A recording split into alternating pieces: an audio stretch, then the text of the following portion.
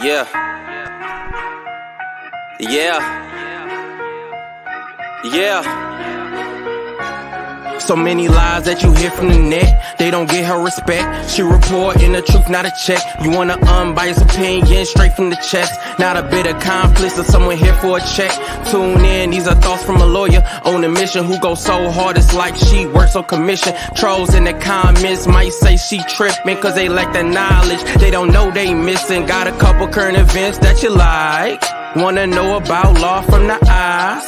Tired of all these blogs running lies because their agendas are disguised. Tune in to the intellect, cause I'm sure y'all missing all the facts of the case that she steady is gifting. Someone here for the people, man, it's so uplifting. If you ain't subscribed yet, then you just omitting facts.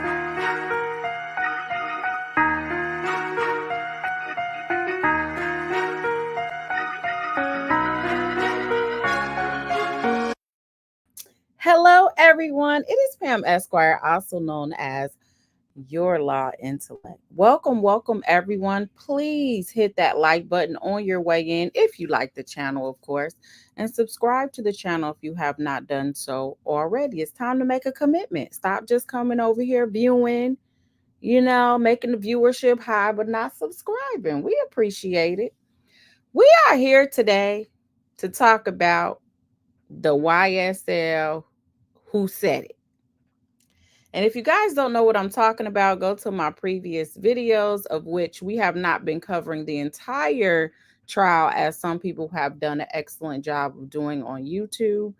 However, we have been covering this ex parte secret meeting that Judge Glandville is accused, or did have, outside of the presence of all the defense attorneys and the defendants. This has led to multiple motions to recuse. He's held one of the attorneys in contempt. It's just been a fiasco. Well, at approximately 7:45, the transcript was filed. So we actually do have the transcript to know what was in this meeting. So I did get all of your DMs. I was working today, but I did get all of your DMs saying, girl, get over there to line crime. Get over there to line crime. Get over there to the lead attorney. Get over there here. Get over here. Get over here. Get over here. The judge has just basically halted the trial and said that they were going to allow another judge to decide whether he should be recused. So a lot of people have already discussed that already. However, I've just been so curious on what actually occurred in this meeting, as many of you guys probably are as well. Well, we are about to find out.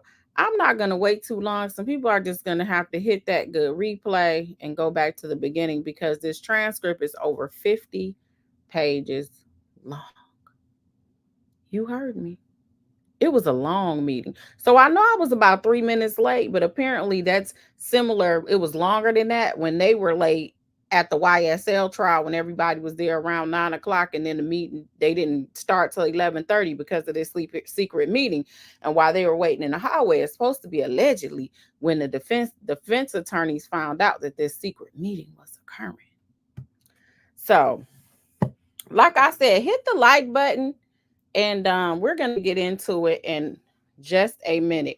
Now, I did, for those of you that don't know, I did post about the Supreme Court. They just been tripping lately with their opinions, but nevertheless, they have ruled that a president does have a certain level of immunity. So former President Donald Trump, who is the front runner for the Republican Party, his attorney has already sent a letter to the court letting them know that they will be trying to vacate his conviction, because he hasn't been sentenced yet. So they're doing it based on the Supreme Court ruling, attempting to vacate that sentence. We don't have the letter yet. I don't think it's going to be released today, but it may be released in a couple of days. But yes, he is trying to get his conviction vacated based on the Supreme Court's decision. Shocker. But that is that. Dr. Mack said the Supreme Court is totally questionable. It is. I was like, I read it's the opinion is very long, very interesting because Barrett, who, I think she was one of Trump's appointees, pretty much kind of said how she would go if it went to the Court of Appeals, where it seems like she would lean.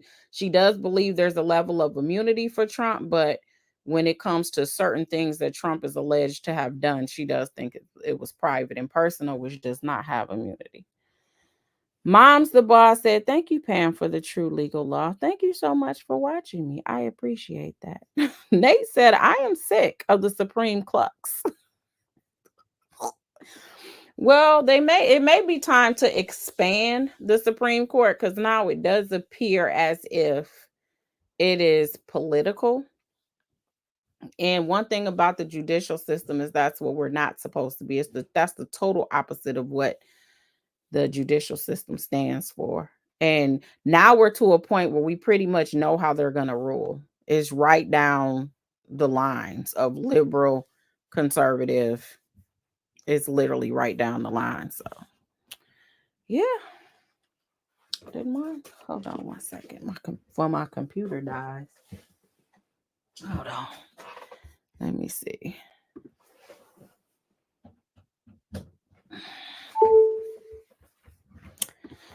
Oh, man. All right, let's pull up this transcript, okay? This is the infamous meeting that has caused all of this YSL. Well, it's been kind of all over the place in the first place. So I don't even want to just blame it on the week meeting. This whole trial has just been a mess, which is why I have not covered it, because I just don't have the patience. So, but I did think this issue was very interesting on a judge having an ex parte meeting outside of the presence of the defense. So let's pull up the transcript and get right into it, because it's going to take us a minute to get through it. So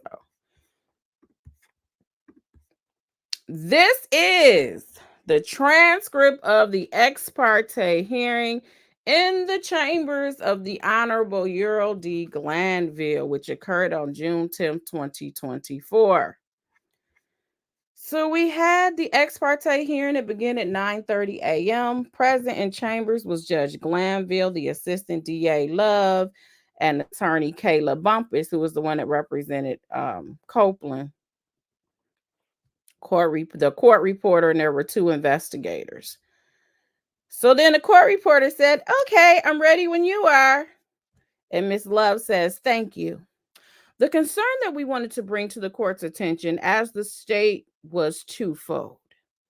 One, we wanted to have the opportunity to impress upon Mr. Copeland with representation present that he faces, and we wanted to give him an opportunity to ask whatever questions he wanted to ask before he was we had to pull him in the courtroom when the jury came out.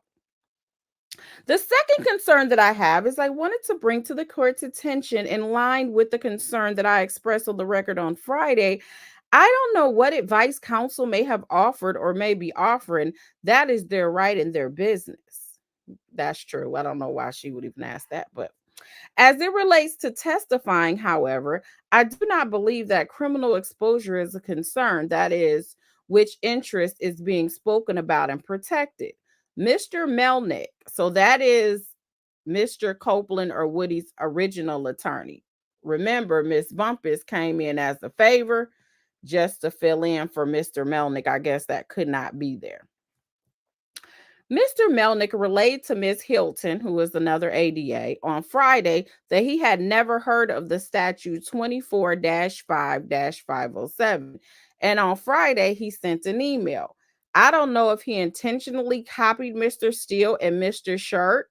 I don't know if he unintentionally put my name on it, but he sent an email to Mr. Steele and Mr. Sharp with me and Simone copied, where he said, "This is the communication that I received from Miss Love regarding Mr. Copeland." So apparently, according to Miss Love, Mr. Melnick, who is Copeland's original attorney, forwarded this email that he received from Miss Love and gave it to Mr. Steele, who is Young Thug's attorney. My response was, So this is what Miss Love said, how she responded to the email that she believes she may have inadvertently been copied on, because this was an email she had given to Copeland's attorney, and somehow she ended up being CC'd on it when Mr. Copeland's attorney was forwarding it to Mr. Steele, to Thugs and them attorney. My response was, whose interests are you protecting, yours or Mr. Steele's? Whose clients? Which client are you protecting? Whose client, yours or Mr. Steele's and Mr. Short's? He wrote back and said, quote, you are going to get him killed. You have made him. You are making him a target. F you is what he wrote in the email. Not the attorney told DA Love F you.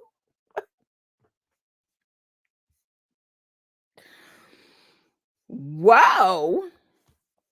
Mitchie, thank you so much for the super chat. You said I did not watch the trial. My sister sent me a video of Woody and I can't stop watching that character. LOL. This is some utter foolishness. That it is. Thank you again for the super chat. Whoa. He said, F you is what he wrote in the email. So given that his concern is that by testifying, at least the one that he conveyed to me in writing, it's not his concern, has nothing to do with exposure from the state. And if his concern, the court said, his being whose concern? Miss Love says, Mr. Melnick, if the interest that he is protecting is Mr. Copeland's freedom, he did not convey it by asking us what exposure does he face in testifying. In fact, if he's concerned that testifying will get Mr. Copeland unalived, he is not communicating with us. He's communicating with counsel for defendants. It would seem that he knows a thing or something that we don't know. Additionally, I will let Ms. Bumpus tell you, he has said if Mr. Copeland testifies, he's no longer representing Mr. Copeland, which is strange because if your interest is your client, then it would seem you would want to be there for him while he was testifying. So allegedly, according to Ms. Love, she's saying that Mr. Melnick, who is Copeland's attorney, said that if Mr. Copeland testifies, then he's going to be, I guess, withdrawn, or he's no longer his attorney. So it may be that he told him that he'll be his attorney for a limited purpose of you going to get on this good stand and you're going to plead the fifth and you not saying anything. But if you actually testify, then I can't be there for whatever days you're going to be there to testify. So that's what it sounds like to me. So then the court said, well, he is on vacation this week. And then Miss Love said, I understand. That is why he has Miss Bumpus here. And he has said what he has said. And as I was reading the statute, the thing that is, and I was reading the statute about this particular situation, and I was reading our rules, our ethics rules, rules of conduct for attorneys. And it is clear that if an attorney, there were two things that were happening. She kind of all over the place with this. What are you saying, ma'am? One, Mr. Melnick had told me that he wasn't Mr. Copeland's lawyer. Mr. Copeland had told Ms. Hilton, who is another at the ADA, that Mr. Melnick wasn't representing him. And then rather than Mr. Copeland reaching out to Mr. Melnick apparently was in communication with Mr. Steele and Mr. Short, and Mr. Melnick reaches out to Mr. Copeland and injects himself in these proceedings. What we were discussing was in no way a matter that Mr. Melnick was representing Mr. Copeland on. And that is where we are not allowed to speak with the person when they are represented by counsel. Mr. Melnick could not have been representing Mr. Copeland on anything we were talking about because we were talking about this case and this trial. All that aside, we would like an opportunity for the court to address Mr. Copeland with Mr. Copeland's standing counsel present. Miss Bumpus is looking at me like, Miss Bumpus was like, I'm listening.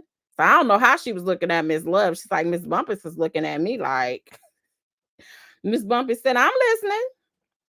Miss Love says, with his standing counsel present and to allow Miss Bumpus an opportunity to explain to Mr. Copeland everything that I have just said. Her concern outside was what is the longest he can stay in jail. What I relayed to her is the statute says until he purges, the court said by testifying. Miss Love said his contempt by testifying. So the court cut her off. So he was saying, so Miss Love was saying, what I relate to her is the statute says until he purges his contempt by testifying. The court now says, yeah, 507 is a little bit different. So I mean, and Miss Bumpus says, so until the end of this, so he can be in jail until the end of this? And the court said he can be here until the end of the trial. Miss Bumpus said, that is what I said, to the end of trial is the longest. And Miss Love said, no, it's not the longest.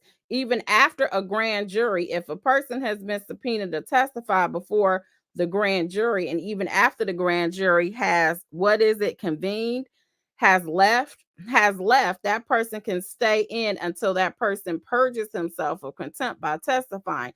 The statute literally says that. Ms. Bumpus says, well, I'm going to look it up because it was my understanding that it was until the end of trial.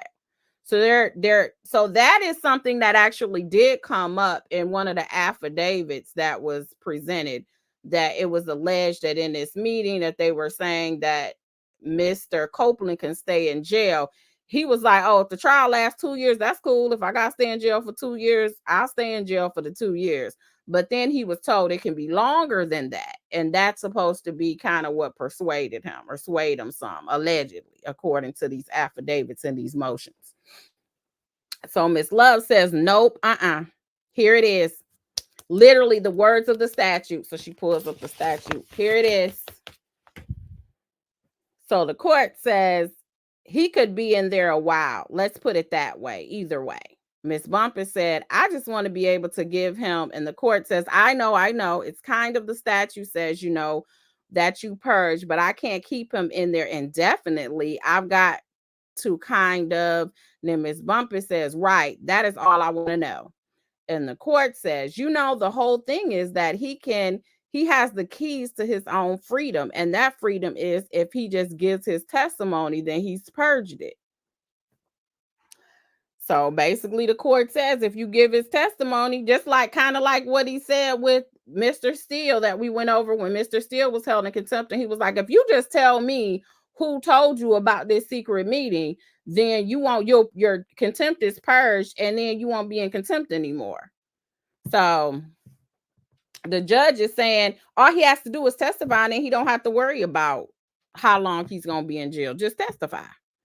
So Miss Bumpus is like, right. So then Miss Love says, and whatever that testimony is, we know what we believe it to be, but we don't know what it is. We can't talk about it. We don't, we don't know what he's going to say. We have an idea. We know what he's told us. Miss Bumpus says, yeah. Miss Love said, and our concern is that I know the court said essentially you intimated that Mr. Melnick probably told him essentially you should testify. They are not going to. They can't do anything with your testimony. But what we overheard being said was, quote, they are going to hammer you, end quote, as if we were going to expose Kenneth Copeland to. So Miss Bumpus interjects, you heard that? And Miss Love said, yes, yeah. Mr. Melnick told Mr. Copeland we're going to hammer him. So the court says, now to be fair, and I think Miss Bumpus as an advocate or anybody has got to tell him he's going to face some pretty significant cross-examination. So Miss Bumpus says, yeah, I think that's what he meant. So then the court said, he's got about 10. Miss Love says, so he meant the defense is going to hammer him? And Miss Bumpus said, no, just in general. It's not going to be a, hey, da-da-da-da-da. Miss Love, he knew that. He had already been expressing that. So basically, Miss Love had her cup against the wall or something. No, I'm not saying she did that. But she was listening very intently, and allegedly she heard Mr. Melnick tell Copeland, you take that stand to testify, you're going to get hammered on the stand. And basically you let them know that's why you prepare your client, that they're going to come after you. Nobody's your friend. And so, you got to watch their demeanor, how they get mad. That's why you prep clients. And so apparently his attorney was telling him, you take that stand, you're going to get hammered. So they're explaining, And I think Miss Love is trying to make it seem like that was said in a negative way to try to prevent him from wanting to testify. But the court did say, I mean, you do have to let your client know what they could be facing. And so Miss Bumpus is like, yeah, in general, I believe that's all Mr. Melnick was trying to say. So then the court says, but I mean, I think that if he's concerned about that, well, but it's all in the message and the packaging in terms of I think Mr. Copeland is, a savvy person. But he's certainly going to be subject to a thorough and sifting cross-examination. Miss Love says, and the other thing is that Miss Bumpus said, can I just say something in Attorney Melnick's defense and response, just for the record? Miss Love's like, yes. So Miss Bumpus says, the reason that he doesn't want to move forward with representation, what I have been told, if he decides to testify, is that he doesn't feel like he doesn't know what was said outside of his presence. So he doesn't feel like he can adequately represent him or counsel him because he doesn't know what was told to the state when he wasn't there. So she's trying to defend why Mr. Melnick was saying if he testifies, he doesn't, he's not going to represent him if he testifies.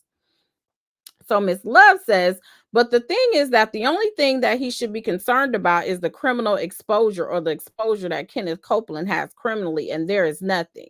There is literally nothing. The statute is quite clear that we can do to him about the only thing that will put him in harm's way is a lie and a refusal to testify after being ordered to do so by the court.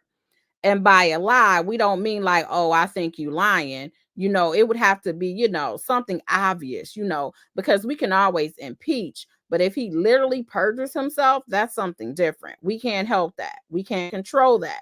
We would only say, tell the truth. I don't care how bad it is, just tell the truth. So, like he says, I didn't go down to the police station. The court says, and I think part of his challenge, Miss Bumpus, may be that you need to assure him, quote, look, I'm going to be here. And if you think that they are asking you a question, they being the state or the defense is asking you a question, that's going to bring out other crimes that he's going to be able to look to you and say, can I have a chance to talk with you? So Miss Love said, that's exactly right. So Miss Bumpus said, Miss Love, see, but that's just it. Miss Bumpus, no, he's not. Miss Love says, hold on. That's just it, Judge.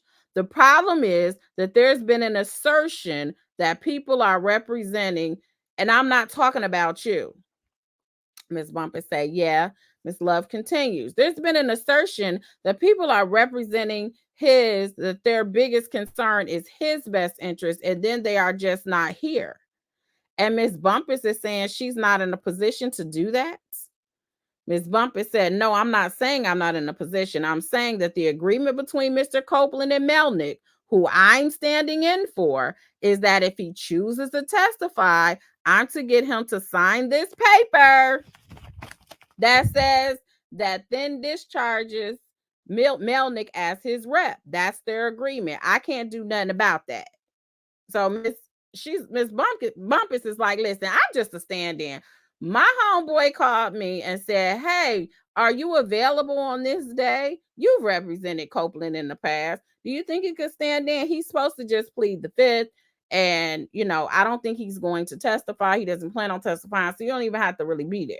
So she's like, shoot, I got 20 minutes. I can go in there. And when he plead the fifth, I could be there. And then it's turning out that it's different. So what Miss Love is trying to do is, in my opinion, it seemed like she's trying to make it seem like Mr. Melnick was wrong in some way, like he's not really representing his interests, because why wouldn't you want to be there for your client when they testify? Or you saying that you're not going to be there when they testify? Something is strange about that type of a arrangement that they have.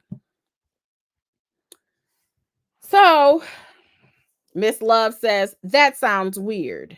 That does not sound like something in Mr. Copeland's best interest. That sounds like protecting somebody else's best interest. So y'all know what she's getting at, right? Like Mr. Melnick is on Thugs and them side over there with Mr. Williams and all of those.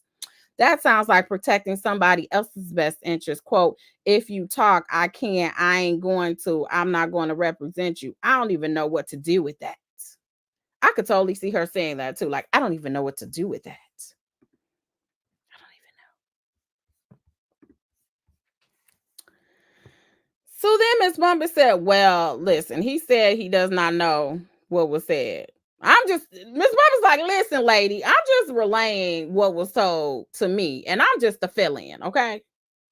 Like, why you coming for me? I'm just a fill-in. So then Miss Love said, it doesn't matter what was said. Miss Bumper said, right, right. And Miss Love says, it doesn't matter. And he didn't ask us. He didn't even inquire. Quote, what have you all talked about? He has been talking to Brian Steele and Max Sharp. That's it. He is not talking to us. And in fact, when Mr. Copeland asked to speak with us, Mr. Melnick barges in and gets between Miss Hilton and Mr. Copeland and literally keeps us from talking to him before he gets called to the stand. And that's troubling.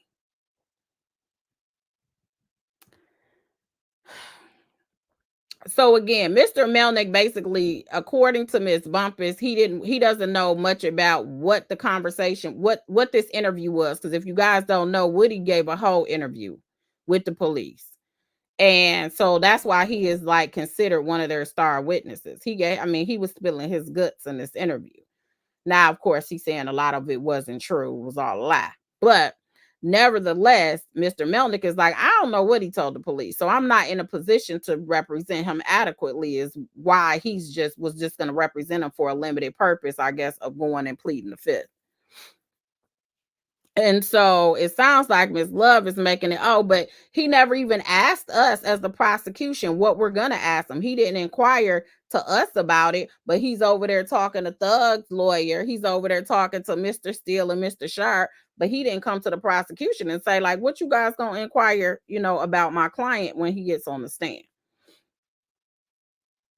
And in fact, and that's when she talks about Mr. Copeland. Whenever they tried to talk to Mr. Copeland, then Mr. Melnick was like basically going between them and stops the conversation from happening. Miss Bumpus, well, I think what happened was, and I say this because I previously represented Mr. Copeland previously on his other stuff. So I know this is just what I think happened. I think how Attorney Melnick came involved was his representation of other, because he took my place. Copeland fired me and hired Melnick.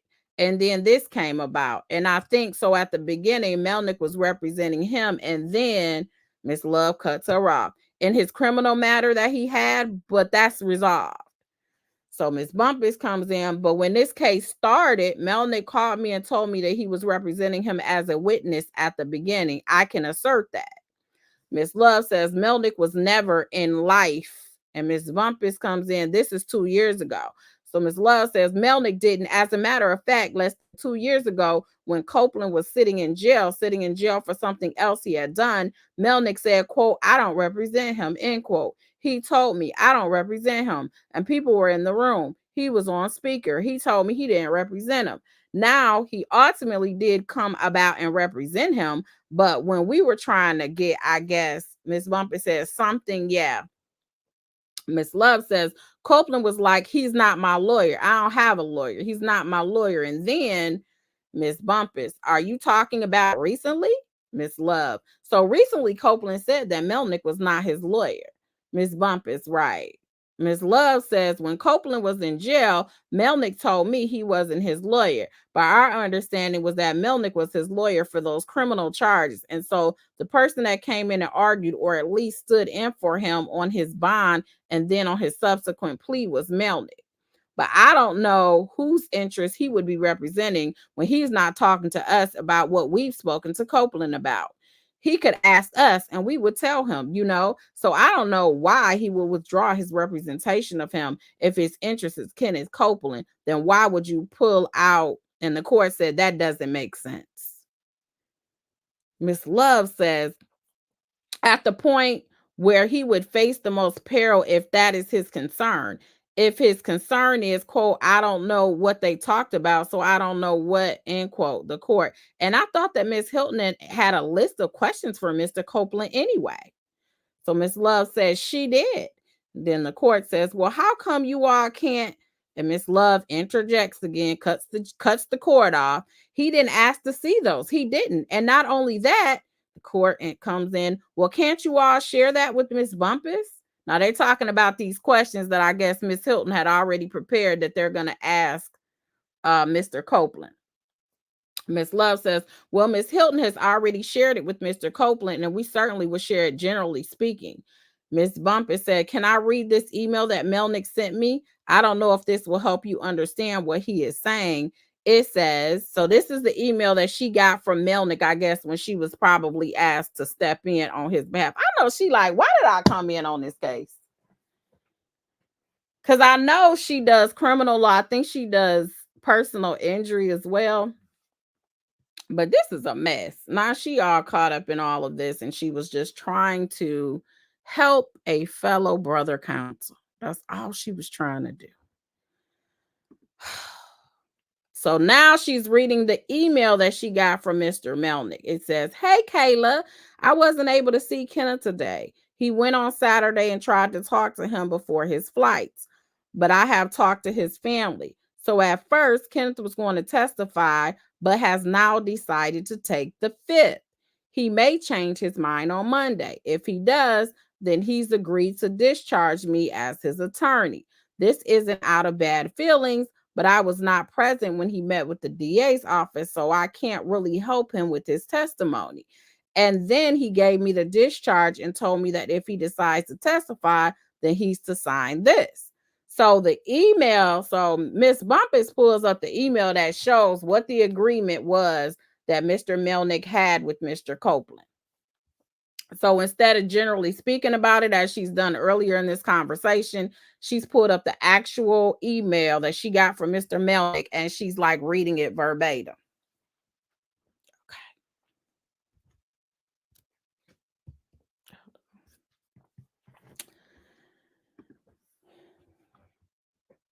And Miss Love says, and that's just it. It's like you never know what somebody is going to ask. And if he's concerned about putting him in legal jeopardy, then it would seem like he would remain and allow Mr. Copeland access to counsel when Mr. Copeland is concerned that he's about to walk into an area that puts him in legal jeopardy. Miss Bumpus says, you can't switch how he gets called.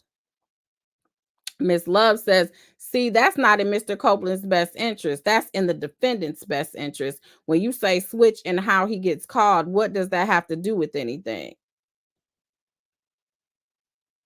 Basically, Miss Love's whole premise in this conversation is making it seem like this attorney does not have Mr. Copeland's best interest at heart. That somehow it's like they're collaborating with this attorney is collaborating with the defense team. So now she keeps making these statements like all Miss Bumpus asked was, can you switch how he's called? That means call somebody else and call him later. And then she says that's not in his best interest. Again, that's in the defense best interest. Miss Bumpus said, I don't know. Maybe he's saying he can't do it because he can't get his refundable ticket.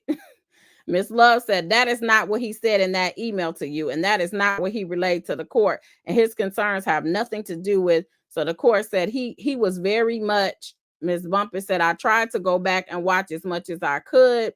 The court said, telling me that he was going on vacation. And I said, well, you inserted yourself in this. I said, really, you need to come on Monday. So Mr. Melnick told him he was on vacation for a week.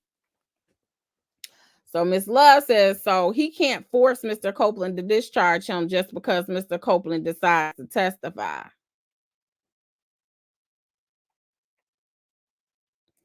So Miss Love said he can't force Mr. Copeland to discharge him just because Mr. Copeland decides to. If that's in their agreement, how do you? The court says, I think you are in until it's done. Oh my. Miss Bump is like, who, me? Who, me? Judge, you talking to me? The court says, yeah, I mean, that's just, if he testifies, you got to kind of, Miss Love says, and frankly, Your Honor, I know that if a person faces criminal contempt, they are entitled to representation if they want it, this being a civil contempt matter. The court says not necessarily. Anybody who's facing contempt can get counsel. I mean, not anybody, but Miss Bumper says, I can't stay. How long is this going to take? She like, dang it, I told this man I was going to fill in, and now you saying I got to stay? Miss Love said, it might take some days. Miss Bumper's like, Miss Love said, and see, that's just it. And I think Miss Bumpers is put in a precarious position. She's not the one that stood up and injected herself into this, and they reached out to her and she did him a favor. But ultimately, it seems as if Mr. Melnick is stalling and attempting to delay and hamper and hinder our proceedings. And that is a problem because that has nothing to do with the best interest of Kenneth Copeland, and that has nothing to do with Kenneth Copeland exposure if he testifies. Just to answer the question about what he is exposed to, the statute is very clear. It literally says that no testimony or any evidence required under the court's order or any information directly or indirectly derived from such testimony or evidence shall be used against the person in any proceeding or prosecution for a crime or offense concerning which he testified or produces evidence under the court order. This is saying even if he got on the stand and said, the court said he started talking about an unrelated crime, which is what the biggest thing I think he's probably thinking about is that, yeah, there's a lot of stuff they could ask me about. Miss Love says, right.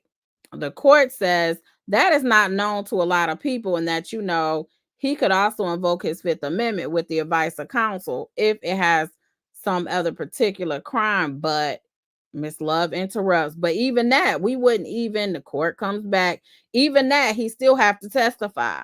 Miss Love said, literally right.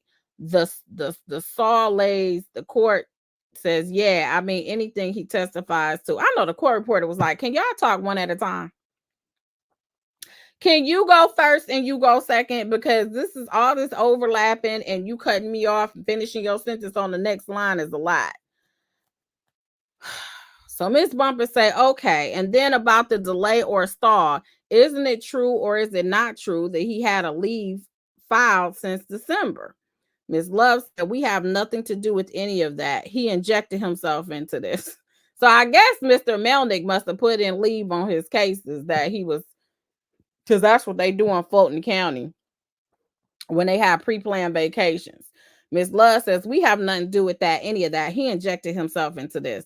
The court said, yeah, see, the problem is, and Ms. Love comes in, he stepped in. And the court says that when you get involved, I don't know, you have a leave. Ms. Love said, right, the court said, unless you filed that leave unto this case, you don't have a leave for my case. Ms. Love says, right. Ms. Bumper said, okay. So then Ms. Love says, he did not. The court says, so he didn't have one? Ms. Love, Mr. Copeland's been a witness and a name on this witness list since, the court says, so since he said, well, I represent him, I'm like, okay, well, you don't have a leave that's filed in our case. Ms. Bumper says, okay. Ms. Love, so he did this to himself and he did it to you, but we have to, that is just where it is. And I don't know that that's just where we are. This Miss Love is a trip.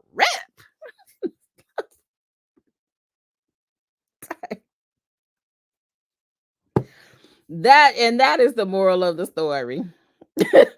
Be careful what you volunteering, because you may have someone like Miss Love that's like, well, you gotta do this till the end. You have to see. It's interesting because you can have retainer agreements of which you do it for limited purposes, because you have some people that cannot afford an attorney. So like if you guys have followed the Ernest Williams case with Erica King, she had an attorney that she hired just for bond purposes to help her get her bond. Once she got a bond, that attorney was discharged. So it sounds like he created and crafted an agreement that he said, I just want an attorney there, but I plan on pleading the fifth. So he already said, listen, I know if he testifies, it's probably going to be some days because apparently he's one of the key witnesses. So I'm not representing him if he testifies. But I think Miss Love is almost making it seem like he's going to be, this is how I'm interpreting it. He's like, Mr. Melnick is making it like his client is going to be punished for testifying by him not representing him. But this sounds like this was their agreement in the beginning. But I must say, this is a whole lot of unnecessary talking without all parties being together. I'm trying to see the purpose of why they felt like this should be ex parte. Because right now, this sounds like something that actually could have just been dang near an open court. I mean, well, I ain't gonna say open court, but obviously outside the presence of the jury. But I'm not really saying why this was ex parte. But let's go on. I haven't read the whole transcript. Ms. Bumper says, so Judge, you're going to make me stay if he chooses to testify? And the court says, I am, because you're his lawyer. You're his lawyer. You're a standing lawyer at this point. Ms. Bumper said, Your Honor, I don't have a problem with that. I'm not ready. Ms. Love said, if the court said there's nothing for you to be ready about. I mean, here's the thing. I think the only thing you've got to kind of ask him about is, look, here's the questions the state is going to ask you. All right. Is there anything else that could hurt you that they might ask you about? And as long as you have knowledge of that, then I think that you are fine, because the state's only going to get into this. Now, the reason you want to know what's going to hurt you is the defendants know more about Kenneth Copeland than anybody else. So they are probably going to kind of, Ms. Bumper said, what about if I say I can't do it? Then Melnick needs to come back, right? Am I going to be in trouble? Because I was only for Monday. That's what I was told. I was given specific. Miss Love interjects. If Copeland said, I don't know what Mr. Copeland wants, it's his choice. Miss Bumper says, can he say he doesn't want Melnick? And Miss Love says, he can say whatever he wants. It's his choice. So Miss Bumper says, but the judge is saying, Miss Love interjects, I don't think he can be forced to have representation if he doesn't need or say he wants it, because we have done everything to clear him of judicial exposure. There is nothing he can say. He could lie. That puts him in, wait a minute. There is nothing he can say. He could lie. That puts him in, the court says peril. And then the court interrupts Miss Love. So that now she's continuing her thought. Peril. But he can't talk about a crime that we could then prosecute him for. The court said that is involving this or some other place. Miss Love says, right. Miss Bumper says, I understand that, but Miss Love interjects, and we can't use his testimony to go find evidence to prosecute him for the stuff he talks about. Basically, he's literally shielded. Miss Bumper said, I would have to agree with you that I don't think that that's the concern. Isn't that what you said? Miss Love said, well, the court said that. Miss Bumper says, no, I'm saying with Mr. Copeland not testifying, you said you don't think that his concern is criminal exposure, or do you think that is what he's worried about? The court says, do you think that he's fearful of testifying for other reasons, like for his personal safety? Ms. Bumper said, right. Ms. Love said, that is what Mr. Melnick said to me in an email I can pull up, he said. Ms. Bumper says, but you don't believe that.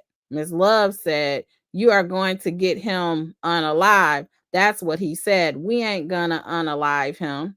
Ms. Bumper says, see, I don't know anything about that email. Ms. Love says, we ain't gonna unalive him. I can show you the email, but we're not gonna unalive Kenneth Copeland. So who is he talking about? So what are you trying to do? The court said that is a collateral second and third order effect. Let's pray it doesn't happen, but pray it doesn't happen. Ms. Love said, I mean, obviously the court says, first he has to give testimony, though. I mean, that's what he has to do. He's not to give the testimony, whatever it is, good, bad, or indifferent. Good, bad, or indifferent, I should say. Ms. Love says, so we would like, with the court's permission, they haven't brought him over, and he was supposed to be the first one up. So I guess they went to get him. They might be over here with him now. The court said, is he here now? Ms. Love says, I don't know. So now Judge Glandville exited the chambers at 9:33 a.m. So Miss Love, we would like to just go into another courtroom and talk to him, give you a chance to talk to him, and then give you an opportunity to explain to him. So then the court reporter goes off the record. There's a brief recess. Judge Glandville and Mr. Chamberlain entered chambers at 9:34. Miss Love says Miss Hilton has been communicating with him. I'd like to grab her from downstairs and have her come up. The court said, where's Mr. Copeland? Mr. Chamberlain said they took him upstairs to the tank at 9. The court says, okay, can we bring him out to can we? Mr. Chamberlain saying your chambers is being used. I mean, your courtroom is being used. The court said, let's bring him in here. Mr. Chamberlain, all right, so let me see if I can get that done. The court said, let's bring him in here. Okay, thank you. We'll just bring him in here. Proceedings stood in recess from 9:34 to 10:03. So they still off the record. Mr. Copeland entered chambers at 10:03 a.m. Also present were Judge Glandville, ADA Hilton, Miss Bumpus, the court reporter, investigators, deputies, sergeants from the Fulton County Sheriff Department. The court says, okay, Mr. Copeland, can you let him know I got a hearing problem? So this is Woody talking. When Mr. Copeland said, can you let him know I got a hearing problem? Miss Bumper said, okay. He said he can. He is hard of hearing. The court said that makes 2 of us. I've got a hearing aid that's coming on the 27th of January. Of June. So I'll try and talk loud. Is it okay if Mr. Copeland said, yeah, I can read lips. The court says, okay, good. Mr. Copeland, good morning. Mr. Copeland says, good morning. The court says, all right, I just wanted to bring you over and let you talk with Miss Bumpus and see if there's anything that you need to ask of your counsel, of Miss Hilton or the state or the court before we bring you out this morning, because we would like to hear your testimony, and that is kind of where we are at this point in time. So is there anything you want to ask? Mr. Copeland says, well, I want to speak to you personally that I have never been truthful a day in my life until I just made this statement right now. Now, Mr. Copeland said he's never been truthful a day in his life. I don't comprehend none of this stuff that's going on. So Mr. Copeland said, I'm a whole liar. I ain't told the truth a day in my life. Except for right now. I can't with Woody. Woody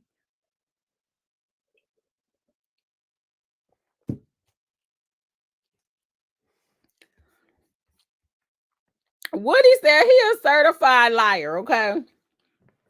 The court said, okay, well, the only thing you can give is truthful testimony. Whatever you know is whatever you know. That's it.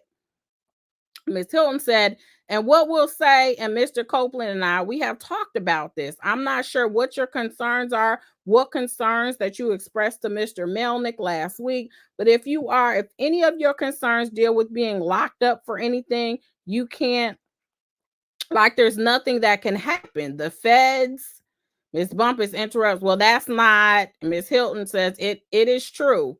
Ms. Bumpus says, no, I said that's not his concern. Ms. Hilton said, if his concern is safety, we need to know that. That's not expressed. So we don't know what the concern is so that we can try to resolve the concern. This is what I'm saying.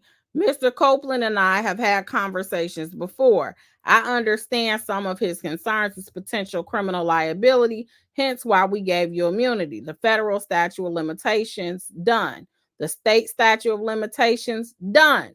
So there is nothing. I researched it this weekend. Again, both those statutes of limitation for what you and I talked about, which is in 2015 or before, is done.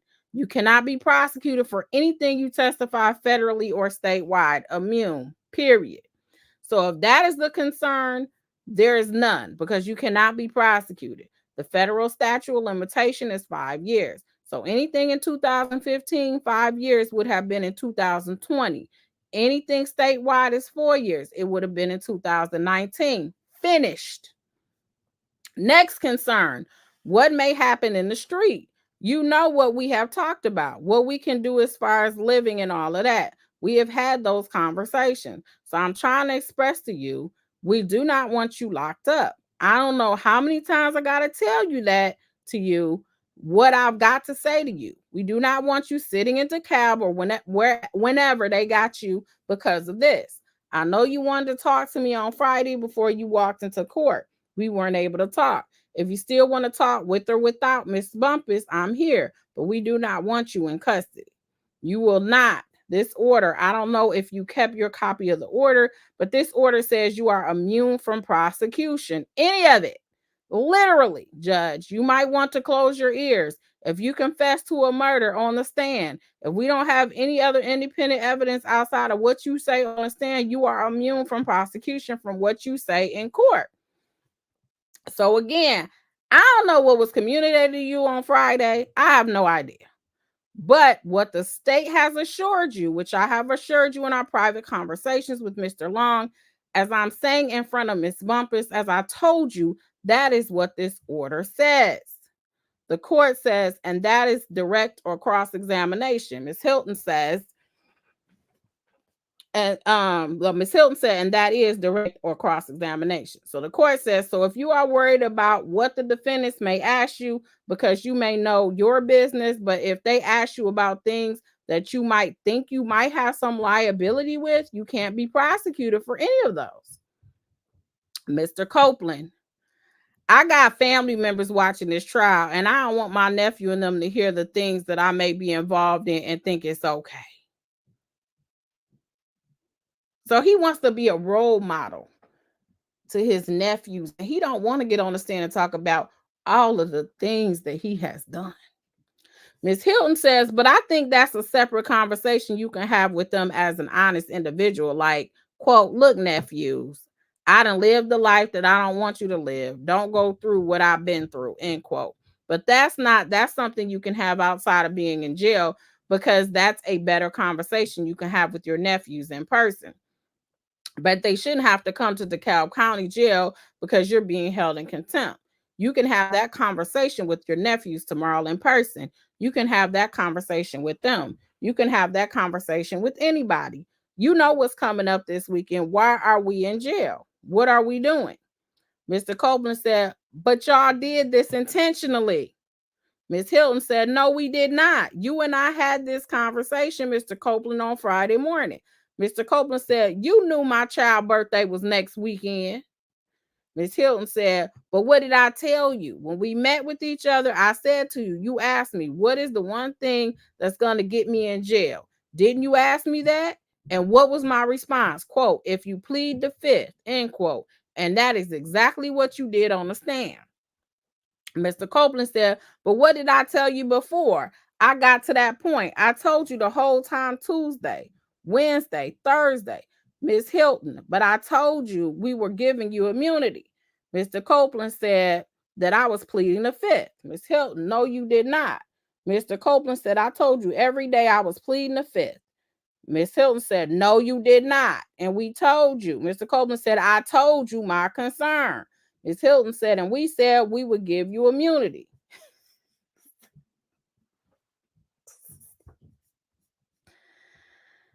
Oh my goodness. You said your concern is what you know about, what they know about you. And when you said that, I said, quote, well, you know stuff about them, end quote. And then I said, quote, whatever your concerns are, we can give you immunity. Mr. Copeland, so I didn't tell you I lied on them to get myself out of the situation. Ooh. That's looking like some Brady material. He said, so I didn't tell you I lied on them to get myself out this situation. That is Brady material. What is Brady material? Brady material is evidence or information that the prosecution may have that will exculpatory, that's favorable for the defense.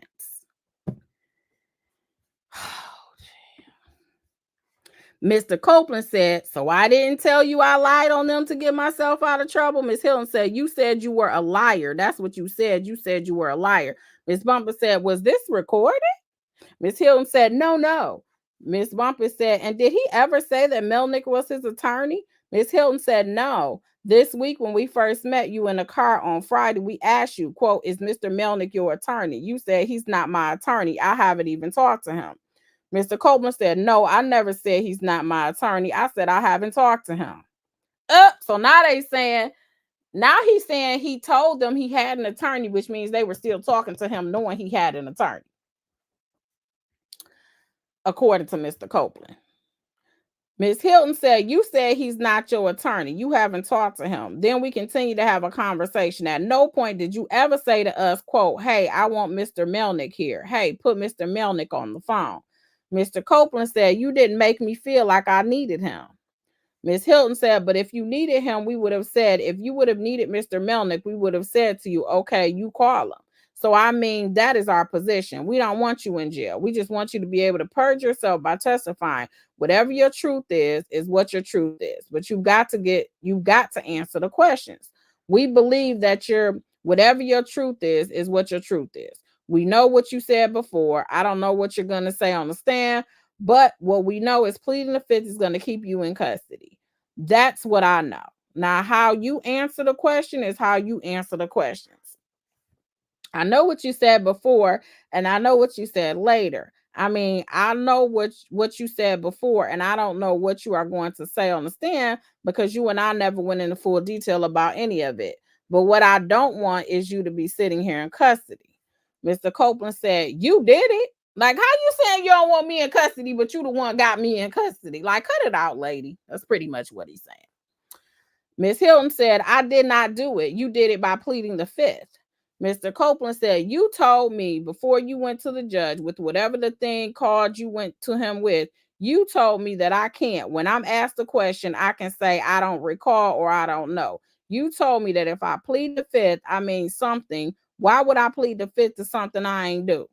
And I said that you don't know what I did and what I ain't do. And then you was like something. And then y'all asked for this immunity, and I was like, it was something. And then Thursday or Friday came, and then y'all go to tell me, oh, we went to the judge with this, so you got to testify. If you don't testify, the judge gonna lock you up. Ms. Hilton said, right, but that was based upon what you, Mr. Copeland said, but I told y'all that. Ms. Hilton said, no, you didn't. Mr. Copeland said, you said, quote, why would I plead the fifth to something I didn't do, end quote. And I said, you don't know what happened. Ms. Hilton said, and I said, quote, I don't know what happened. Only you know and them know, end quote. I said, but you never said, quote, I am pleading the fifth, end quote. You said, quote, what if I do this? What if I do this? What if I do this? Mr. Copeland says, I told you. I said I'm going to plead the You said, quote, why would you plead the fifth to something that you know you didn't do? Ms. Bumper said, so if you didn't have immunity prior to, is that what you are saying? That you feel like he didn't have immunity prior to? Mr. Copeland said, immunity from Friday, right, when I went to jail.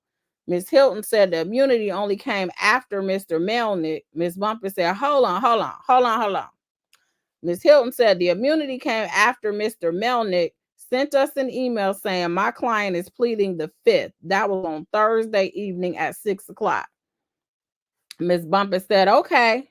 Ms. Hilton said, so after that, that was an emphatic, he is pleading the fifth.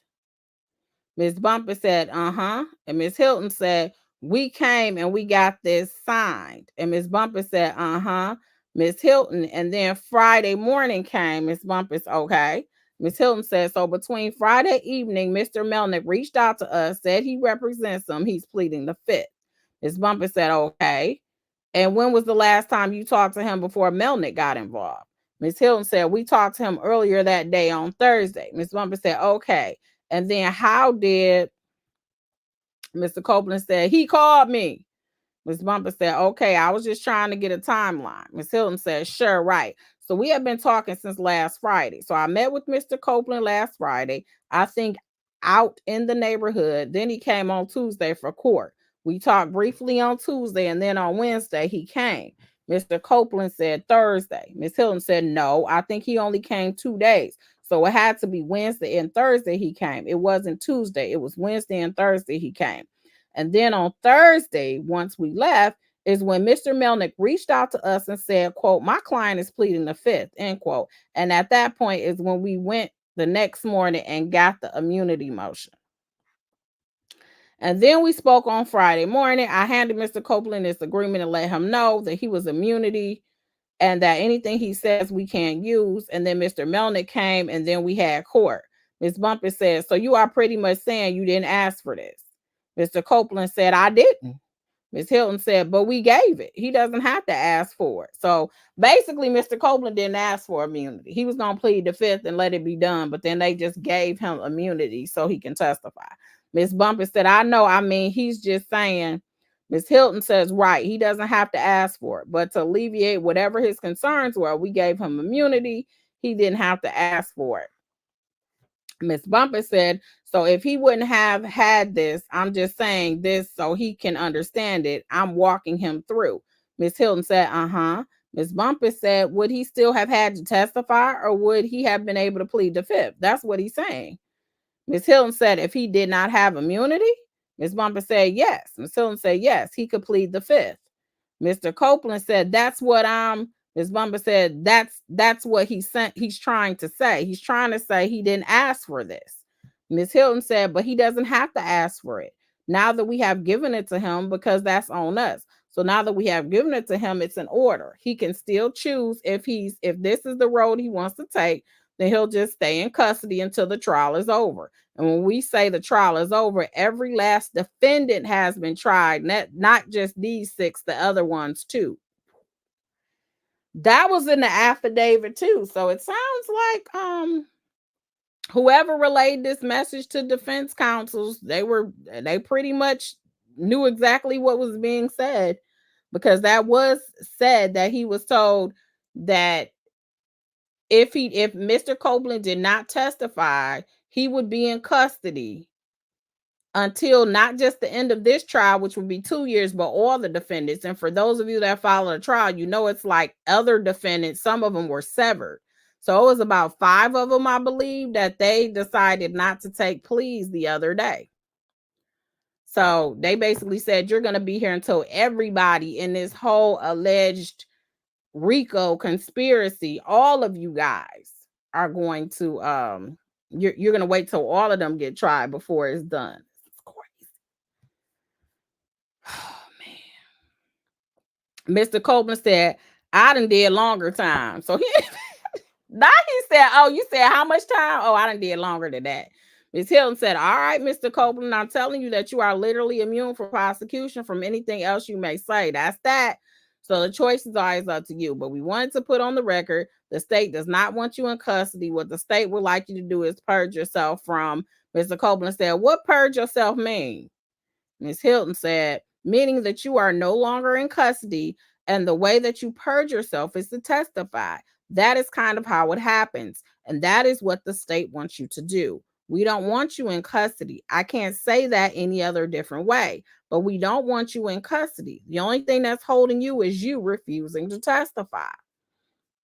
The court says, so do you have any questions? Any other questions? Basically, if you invoke the fifth, Mr. Copeland said, I don't trust. I don't know what's going on. I don't trust nobody. I trust her word, but I don't know what's going on, Your Honor. Ms. Hilton said, this is your insurance. I don't know if you want to break that down to him, Ms. Bumpus. Well, he doesn't want that. The court says, but he's been given it. See, that's the challenge, Mr. Copeland, is that if they didn't give you the immunity, you can invoke your Fifth Amendment privilege. But what the state decided is they said your testimony is worth more to them at this point in time, and they really want to know what you have to say. So they have made from the state's perspective, they have made a decision to give you immunity. So you no longer can invoke the Fifth Amendment privilege. You have to testify. So that's the difference in this particular scenario, is that they have taken away, well, you can still invoke your Fifth Amendment privilege. You still can do that, but the consequence of invoking it is you will just remain in custody. So if you testify, you get out of custody and you stay out of custody until you are done. Mr. Copeland says, and then if I don't testify, I have to stay in until when? The court said until the trial is over, until all the defendants have been. I've got these 6 that we have right now, and there's another 6. So the court did say that too. Ms. Hilton said, no, there's another 12. Oh, the court said there's another 12 or thereabouts that are still outstanding in various forms or another. Mr. Coleman said, can I speak with her for a second? See, at first he was like, it sounds like he like, shoot, I done did time before. It's nothing to a boss. But then when the judge said, yeah, you got to wait till all the trials are over. And then Miss Hilton said, oh, we got 12 defendants. And he was like, oh, can I talk to my lawyer for a minute? This is crazy. I see why he didn't want this released. So then the court said, yeah, sure. So Judge Glandville and all them, they left the chambers at 10:17 and returned at 10:33. Mr. Copeland said, my question is, I can ask you a question. The court said, yes. Mr. Copeland said, so my question is, so what I was just asking her was, if you ask me a question and you feel as, and I was lying about it, you will lock me back up? Ms. Hilton said, no. So you are saying, you say I didn't talk to Dame Keon. I don't know how to say that. Well, no, I can't talk about that because the judge is in here. So I guess things specifically about the case, they were saying they couldn't talk about it because the judge was present. You are asking, for example, if you said before that the sky was blue and I asked you on the stand, what color is the sky? And you say, I said it was red. I'm going to say, no, back before you said it was blue. Is that what you are trying to ask me? And Ms. Bumpy said, so explain the independent evidence. If he says he did something and you know he's not telling the truth, what happens?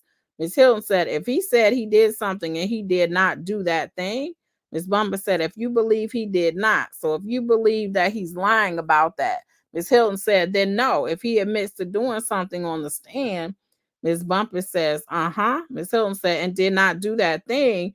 Ms. Bumpus, Ms. Hilton said, I'm going to say, quote, is this the first time you are saying that? Ms. Bumper said, and you have independent evidence to prove it wasn't him, then what? Ms. Hilton said, then nothing. What do you mean? Like, Ms. Bumper said, so then he will be fine. And Ms. Hilton said, yes, but Ms. Bumper, so you are okay with him if he got on the stand and said things that weren't true? Ms. Hilton said, no, I want him to tell the truth. What have I always said to you? I want you to tell the truth. I don't know what's going to come out of your mouth. I expect you to tell the truth. If you say something that is inconsistent with what you said before, then I'm going to ask about the inconsistencies, but I expect you to tell the truth. What you go on the stand and do, I don't know. I don't know what you are going to do. I want you to tell the truth, but I will deal with you, not you saying something different in the manner that I normally do. Mr. Copeland said, if I'm saying something different, right? So when the police question me, they done question me every time they lock me up. I don't know how many times that was. I done told them whatever different story I could think of to try to finesse my way out the situation. I don't recall what I done told them. He basically said, I done lied so much to the police. I was just trying to get up out of my trouble. Okay. I was finessing. I was saying what, oh, you said what? Oh, okay. Yeah, that's what happened because I wanted to go home. Ms. Hilton said, okay, so you can say, I don't recall. That is how that works. I don't recall. Ms. Bumper said, and he can say that to every single question. And Ms. Hilton said, I would hope that that is not the truth because I think there are some things you do recall and some things you don't. But the things you don't recall, you don't recall. And then I will go through my process of what I do. You can talk to him about what impeachment is. That won't get you locked up. Impeachment will not get you locked up. You can talk to him about what impeachment is if he says, I don't recall. Mr. Copeland said, what will get me locked up? He like, I forget impeachment, peaches, pears, apples. I don't care what you're talking about. What is going to get me locked up? Ms. Hilton said, what did I tell you? Mr. Copeland said, I don't know. That's why I'm asking you. Ms. Hilton said, what you did on Friday, quote, I plead the fifth. If the court instructs you to, Mr. Copeland said, so the only thing that gets me locked up is pleading the fifth. Ms. Bumper said, yes. Ms. Hilton said, the court instructs you, quote, you need to answer the question. You say again, I plead the fifth again, that's what's going to get you locked up. But if you answer the question, that will not get you locked up. Mr. Copeland says, so if you don't want me in jail, why you just don't let me go after the trial is over with? He like, so you saying you don't want me in jail for real, but you locking me up though. That's not making any sense to me. Ms. Hilton said, you are in jail because you are not answering the questions. The court said, because you have been given immunity. Ms. Hilton said, because you've been given immunity. You are only in jail because you got up here. Mr. Copeland said, well, what about this? I answer the questions. You take away my immunity. I answer the questions and I plead the fifth. Ms. Hilton said, no. Mr. Copeland said, to questions that I feel incriminate me. Ms. Hilton said, but then next, Mr. Copeland said, I won't plead the fifth to things that don't incriminate me. So he said things that he says that might get him in trouble. He doesn't trust your immunity on that piece of paper, so I still want to plead the fifth. So how about I answer the questions that I know aren't going to get me in trouble, but the ones that I think might get me in trouble, I can still plead the fifth. So he's trying to negotiate, still being able to plead the fifth. The court said the state can still give you immunity. They can give immunity to whoever they want, okay? And they can make that choice. I don't even make that choice. So if they, like I said earlier, they want your testimony. They figure is that the jury needs to hear what you have to say, good, bad, or indifferent. And what Miss Hilton is telling you is just tell the truth as you know it and let her worry about, even though you may have said different versions of whatever, that's for impeachment. That's not going to get you in trouble. What will get you in trouble is you just invoking your Fifth Amendment privilege because you have been given immunity. Or as Ms. Love said this morning, remember Ms. Love said if you overtly lie about something, like if you tell a bold-faced whopper, then they can indict you on that particular charge. That particular false statement. Mr. Copeland said that's what they're going to do. Mr. Copeland just like, I don't trust this immunity thing. That's basically what he's saying. He does not trust what they're talking about with immunity. He like, that's what they trying to do. They trying to catch me on the line, lock me up. So Miss Bumpy said, that is what I was saying. You will be right back here. Miss Hilton said, but if you say something that you know you did not do, like you admit to something you know you did not do, whether you, Mr. Copeland said, like unaliving don't have like no statute of limitation, right? He said like unaliving somebody don't have a statute of limitation, right? Ms. Hilton said, but if you didn't do it, I can't charge you with something you didn't do because I don't have any other evidence, but you saying it. Mr. Copeland said, but y'all don't like, Ms. Bumper said, you can charge him with false statements and he will be back in jail. That is what I'm trying to say. Ms. Hilton said, but if I know that you are lying about that, I do not intend to do that. If I know right now he's lying, I'm not going to charge you because I don't know your reason for doing that. But I'm not going to charge you when I know you didn't do what you are trying to say you did now. And that can be a part of this. I know you didn't do it. That didn't make any sense to me. I don't know if it made any sense to you guys. I'm going to read it one time for the one time because Ms. Hilton confused me. She said, but if I know that you are lying about that, I do not intend to do that. If I know right now he's lying, I know he's lying. I'm not going to charge you because I don't know your reason for doing that. But I'm not going to charge you when I know you didn't do what you are trying to say you did now. And that can be a part of this. I know you didn't do it. Mr. Copeland said, but it's up to the judge to do that. Ms. Hilton said, no, it's up to the state to bring charges. The court said, I don't have anything to do with that. Ms. Hilton said, he has nothing to do with bringing charges. That's up to the state of Georgia. Mr. Copeland said, can I talk to my family and I will make my decision right after I hang up the phone? He like, I know I got an attorney here, but I need to call my family. Listen, Mr. Copeland is trying to cross his T's and dot his I's. I don't care how funny he was on that stand. He is really trying to make sure he does not get caught up in the game. He's asking legit questions, though. I think his questions are legit. Thank you so much, Natty. And I don't want to say your government name. Let me see what comes up on here. Thank you so much for the Cash App. I appreciate you, Natty and C. Hawkins. Thank you so much. See, they underestimated Mr. Copeland because he's like, can I talk to my family? I'll be back. Ms. Bumper said he's saying he hasn't been able to speak to anybody. Miss Hilton said his sister just called us. Mr. Copeland said, y'all done me wrong. Y'all just hold me in the jail. Don't let me get no PIN number, no nothing. So he was held in the jail and couldn't even call anybody. Miss Hilton said, we have no knowledge. We did not know that you. Miss Bumper said, he hasn't been able to do anything, speak to anyone. Mr. Copeland said, the jail system down, but y'all still putting people in. So now he's telling them about their jacked up jail. Ms. Hilton said, that part I don't know. I know we have been in communication with your sister. Your sister actually texted Miss somebody to make sure you were okay. We told her we physically had laid eyes on you. I'll leave that up to the sheriffs. I don't know. So then there's a brief pause. So then Mr. Copeland said, so what you think? What's she saying? And Ms. Hilton said, I can tell you right now. Mr. Copeland said, I'm talking about that locking me back up. Ms. Hilton said, we would have to bring charges. There would be no incentive. Mr. Copeland said, y'all will. Y'all bring them charges. You will.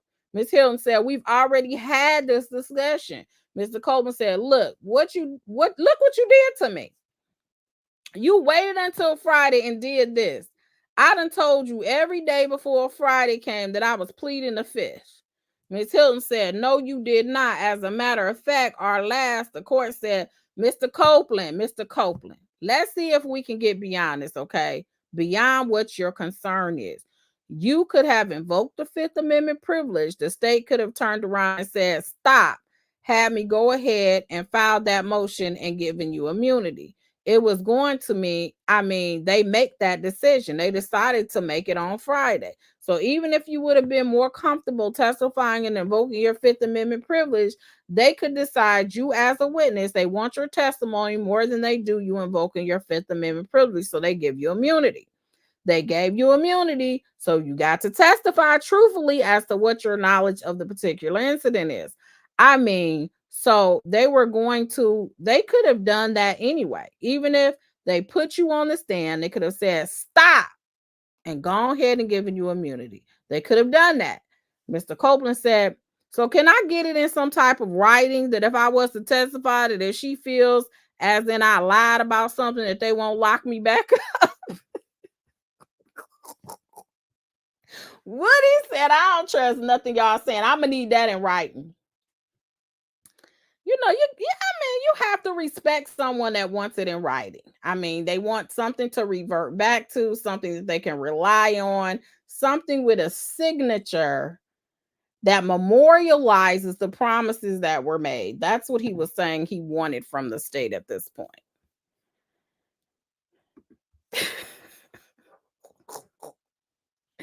The court said, let me have that, Miss Bumpus. Miss Bumpus hands the court a document.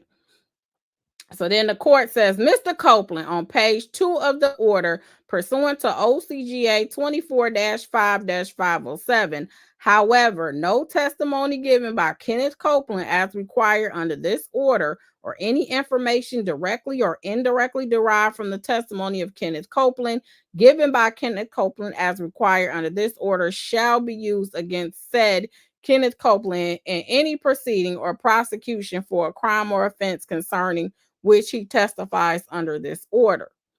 Okay, so you testify about some aggravated assault or murder. They can't prosecute you on it because that is what it says on the order. Okay, the only thing that will get you in trouble is this next little paragraph. Kenneth Copeland shall be subject to prosecution or to penalty or forfeiture for any perjury, false swearing, or contempt committed in testifying or failing to testify in accordance with this order. However, it is ordered that Kenneth Copeland shall not be required to produce evidence that can be used in any other court in this state, the United States, or any other state. So basically, if you commit perjury, false swearing, or contempt committed in testifying, that means if you just invoke your Fifth Amendment privilege or failing to testify, you say, quote, I'm not going to testify, all right? So the only two real things you can kind of get in trouble for are perjury and false swearing, as long as you tell the truth. Now, as Ms. Hilton and Ms. Bumpus said earlier, you may have told or been asked about situations over and over again. They may have changed. What the state is asking you to do is tell the version that really is the truth. If they want to impeach you, they can do that. Or if the other side wants to impeach you, they can do that. You won't get in trouble for that. Mr. Copeland said, "You said I will." The court said, "You will not. You will not. Impeachment is not perjury or false swearing." Okay. Mr. Copeland said, "But she said I can purge myself, though." Ms. Hilton said, "No, no, no. We're saying two different things. Sorry. Perjury is if you get on the stand and you say just a bold-faced lie, just something that is just wrong. Say you say, I did something, and all the other times you have said, I have not done it. And really, while it's perjury, it's really just an inconsistent statement. Like if you get on the stand and say, I did X, but in 2015, you said, I never did X. That is what I'm going to impeach you on. I'm going to impeach you on everything you said in 2015, meaning I'm going to say, okay, today you said I did X, but in 2015, so then a lieutenant came in. So for those of you, thank you, Sam, for the super chat. I appreciate you. For those of you that don't know what impeachment, and it basically is, say for instance, I do more civil now than anything. I take depositions of people that is under oath. So there is a court reporter who takes everything down. If they say, say for instance, it's a car accident and somebody says she ran the red light, but then on the stand, the witness says the light was not red, it was green.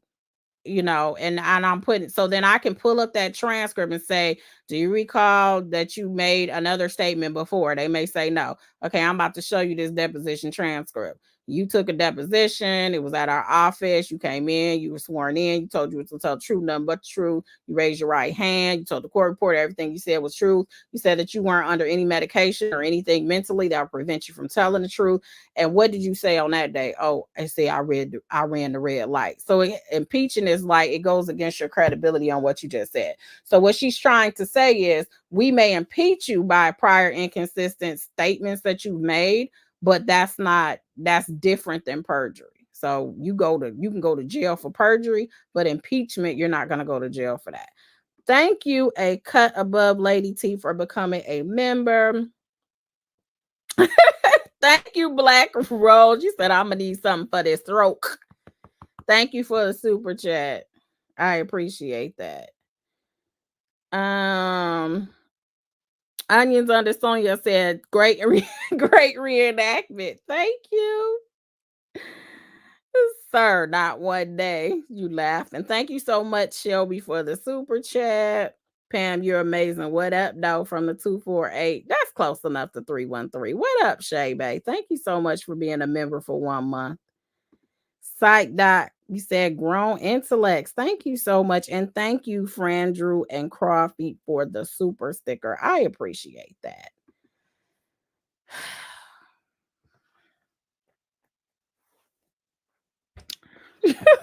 Woody said, what you mean? I'm not a snitch.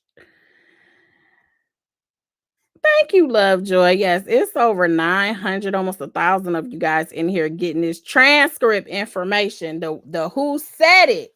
The who said it transcript. Make sure you guys hit that like button. We are reaching the home stretch. I didn't think we was going to make it because I looked at all these pages, but I knew we were going to have to go through all of them. I hope you guys are enjoying the content. Make sure you hit the like button for you, girl. I appreciate it. Let's go on. The lieutenant comes in and said, we have a security issue. We need to stop for a minute. If we can stop for a second, please. So they went back off the record at 10:45 and then they returned at 10:47. So Miss Hilton continues, I don't know what was told to you on Friday. I have no reason to want you in prison. You have spent enough time in prison for YSL, period. So why would I want that for you? That doesn't make no sense. I said it to you before and I will say it to you again in front of all these people. It makes no sense. Mr. Copeland said, you just said I'm going to have to stay in jail until the last. Ms. Hilton said, if you don't testify, get this part through your head. If you don't testify, that is the only thing that is holding you. That is literally the only thing holding you right now is the fact you keep saying, quote, I'm not going to testify. Well, you haven't said it today. Quote, I'm not testifying. I plead the fifth. If you get up there and I want you to tell the truth, like I said before. If you don't recall certain things, you can say you don't recall. That's fine. I want you to tell the truth. I don't expect you to remember every single detail from 2015. I just don't. No one here does. But what I do expect for you to do is to answer the question so we can get through this. So you can go home, be with your baby for her birthday, see these dogs deliver their babies, go talk to your nephews, and do all the other things. Mr. Copeland said, how you know about my dogs?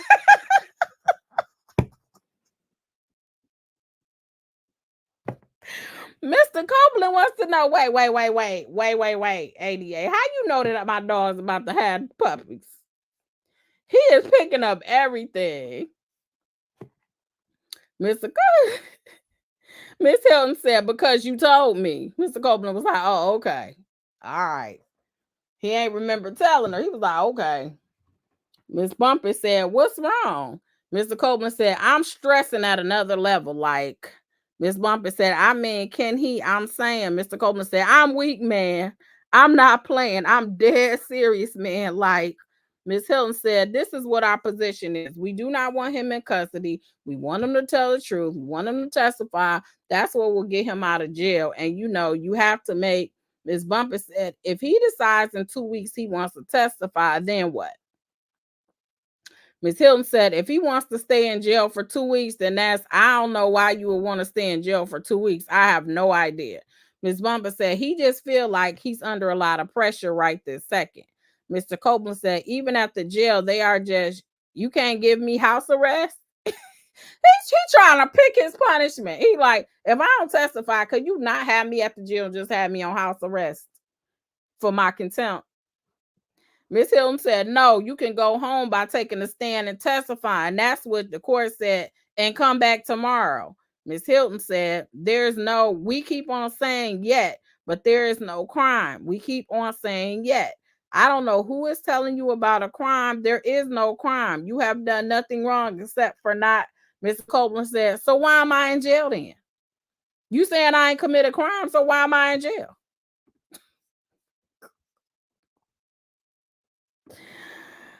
Shakanya, thank you for the super chat set up to always. Thanks, Pam. Yes, this is a hot mess. Definitely sounds like coercion. Throw the whole DA squad and judge away. That is from Shakanya. Thank you for the super chat. I appreciate that. Anthony Allen said, LOL. Attorney Weinstein said Miss Love can talk the ears off a donkey. He did.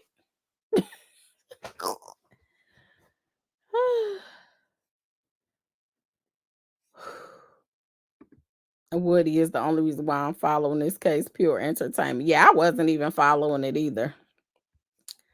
I actually was in Atlanta at one point, and I sat in I think I lasted 30 good minutes. I went in there with Dennis, and I think I lasted 30 good minutes, and I was like, I can't do it. I'm not going to be able to do it.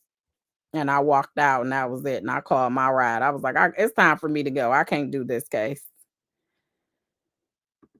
But I'm sure Woody is the reason why a lot of us are following this case. Yes. Danny said, can you force immunity on a witness? Yeah. I mean, sometimes defendants can ask for it, but in this case, he didn't even ask for it. The prosecution, if they plead the fifth, like the judge said, the prosecution can file a motion. They are the ones that can give someone immunity. They have that power.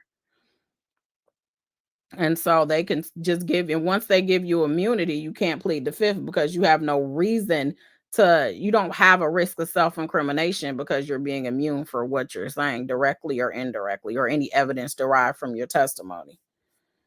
So let's go.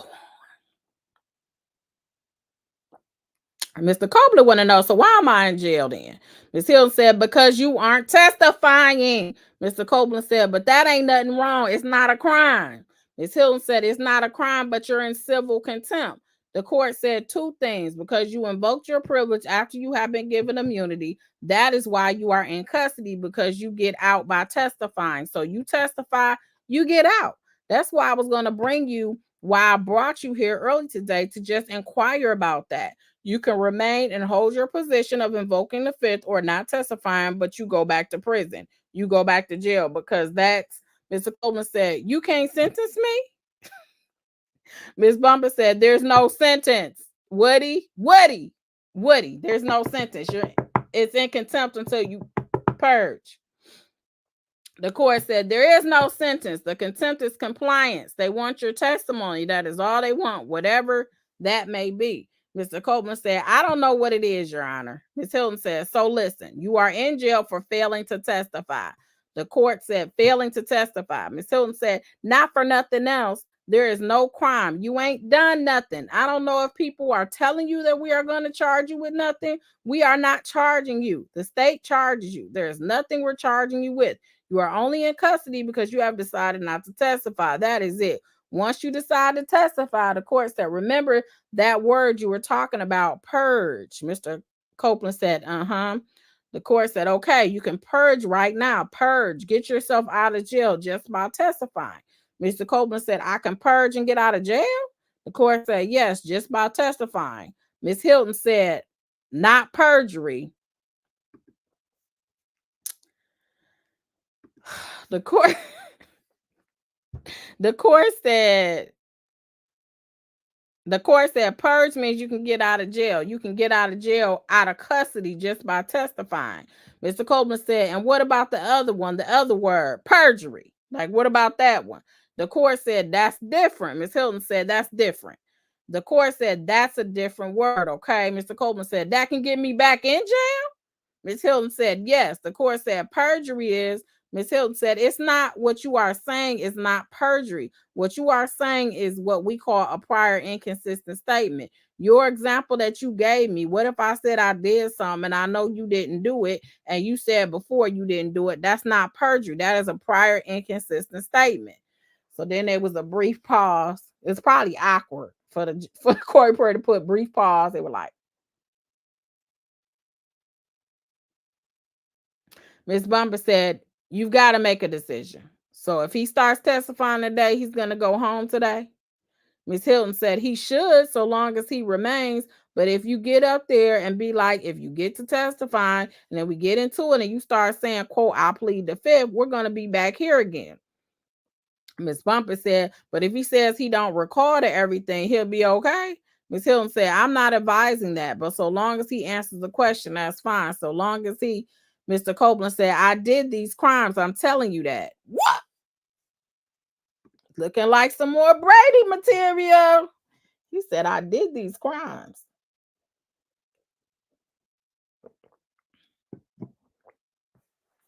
Weinstein and those other, Weinstein, Steele, all of them right now, we'll probably be back this week because they're about to drop some more motions or something.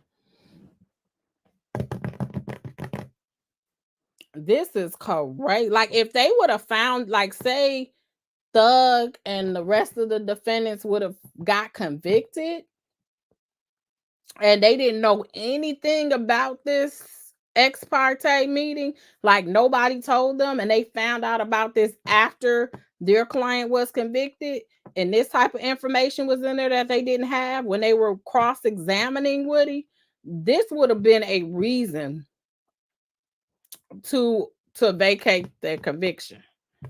This would have been a Brady violation. The stuff he's saying.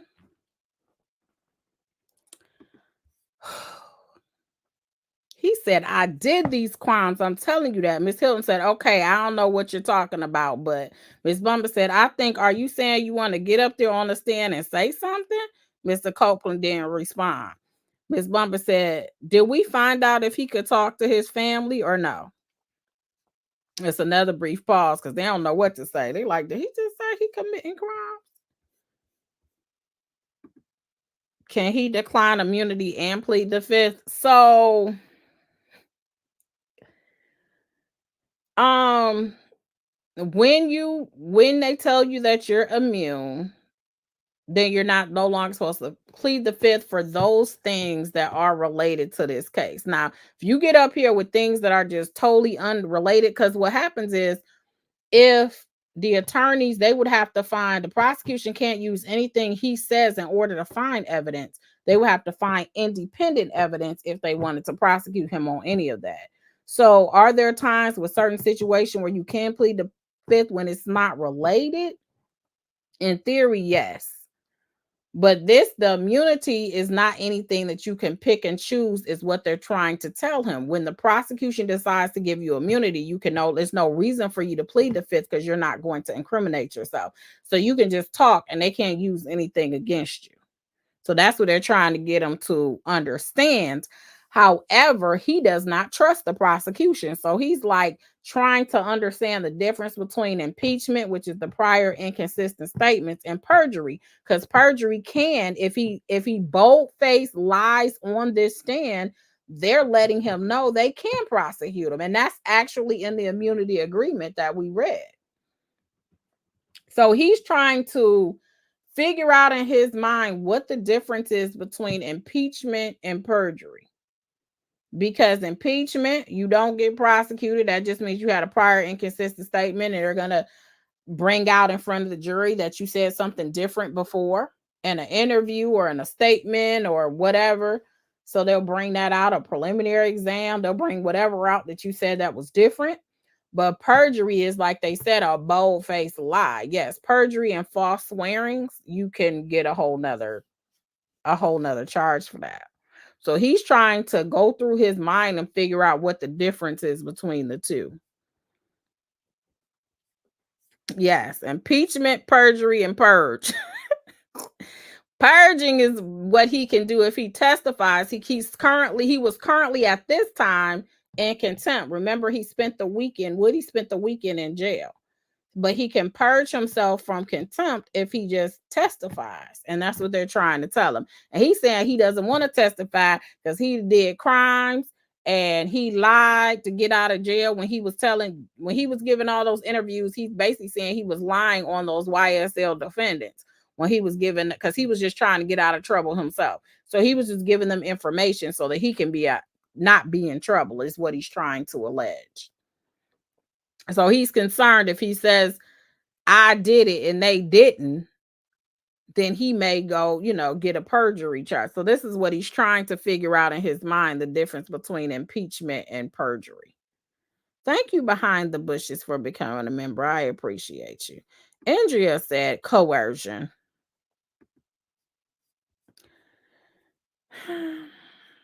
Yes, and the judge heard it. And D. Marie said, and he shouldn't trust them. This is a lot. That part said DA was desperate for a win. Yeah, it's a lot. Yeah, I did see that Steele filed a brief today. I haven't read it yet, though. We won't be reading 114 pages, though. It's over 1,000 of you guys. And if you guys can hit that like button, that would be great. We are going to continue. We only have a few more pages. We have made it through. Thank you guys so much for listening to my rendition of this transcript of the meeting, the secret meeting, or AKA Who Said It. Miss Hilton said, I mean, if it's okay, we got the sister's number. Mr. Copeland said, as my attorney, you gotta. Miss Hilton said, let me. If y'all want to talk, let me go somewhere where I can't hear you. The judge is over there, so just speak low so he doesn't hear you. The court says, hold on. Judge Glandville handed a document to Attorney Bumpus and exited chambers with the assistant DAs and the investigators and the court reporter from 10:53 to 11:28. She really captured everything. Shout out to Christina Weaver for scanning the room and being able to transcribe everything that was going on. The court says, okay, all right, Mr. Copeland, have you had an opportunity to talk with Ms. Bumpus, your lawyer, and Ms. Hilton, the state counsel? Have you got any other questions? Mr. Copeland said, no, Your Honor. The court said, is it your desire to give testimony today? Mr. Copeland said, yes, sir. The court said, okay, all right then. Do you all have some clothes for him? Ms. Hilton said, I don't know. Let me go take a look. What size are you? Mr. Copeland said, I can't hear you. I can't hear you. I told you I can't hear at the beginning. Ms. Hilton said, what size are you? Mr. Copeland said, little. That's kind of like when he got on the stand. He was like, Miss Hilton said, "How old are you, Mr. Copeland?" He said, "Grown." Miss Hill just asked him, "What size are you?" He said, "Little." So the investigator said, "We had a large jacket for him on Friday, large." Miss Hilton said, "You had a jacket for him?" The investigator said, "Yes." Miss Hilton said, "Oh, but he can't wear a large." The court said, "What is your waist size?" Said a 34. Mr. Copeland said, "I'm a 32." The court said, "Chest, what are you? A 34, 34, 36 chest?" Miss Hilton said, "Probably a 36." Mr. Copeland said, "Not in my chest. What you mean?" The court said, "Size, size." Miss Hilton said, "What size are you? Small or medium?" Mr. Copeland said, "Small or medium." The court said, "They're going to try to get you some clothes so you don't have to testify wearing that jail uniform, okay?" Mr. Copeland said, "Y'all don't want to show the people how y'all did me." Woody is, he said, "Y'all don't want to show the people how y'all did me. Y'all, oh, now y'all want to clean me up and put me in some clothes after you had me in jail for the weekend?"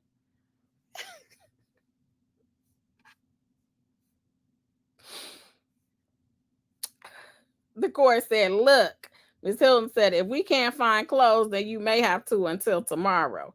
Mr. Copeland said, "I prefer to go in like this." So he wanted to go into his jail. He wanted the world to see how he was done, that he went to jail over the weekend.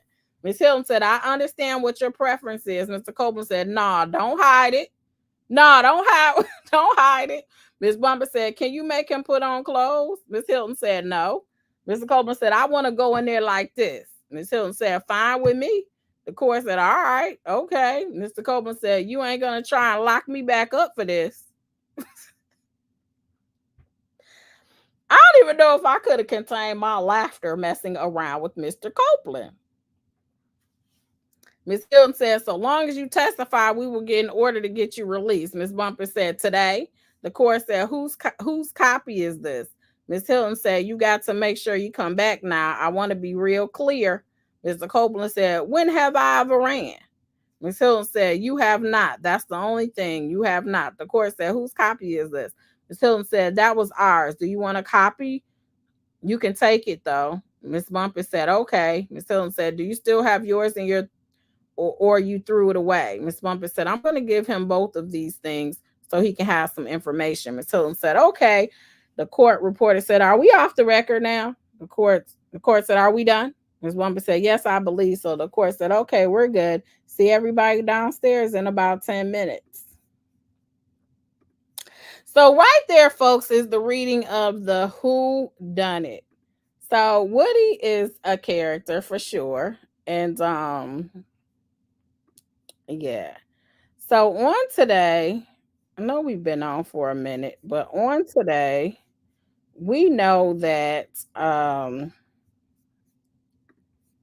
the judge has come to the conclusion that he is going to pause the trial and that he is going to let another attorney deal with all these recusal, or the couple of motions to recuse that are out there from Steele and Weinstein. Thank you so much. Granny the Great said, "Great job, Pam. Thank you. I hope you guys enjoyed the reenactment to the best that you could." I saw myself looking at, I really don't understand why this conversation was something that was one-sided.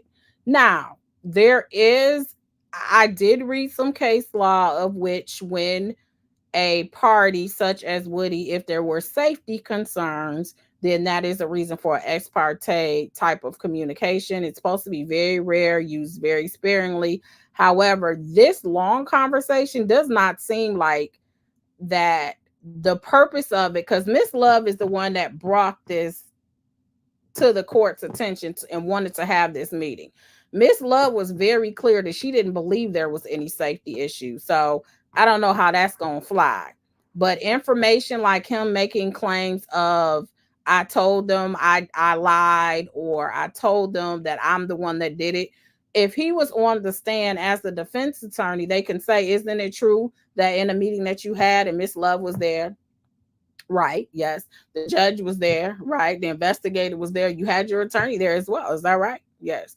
Isn't it true that you said that you were the one that committed these crimes and it wasn't them?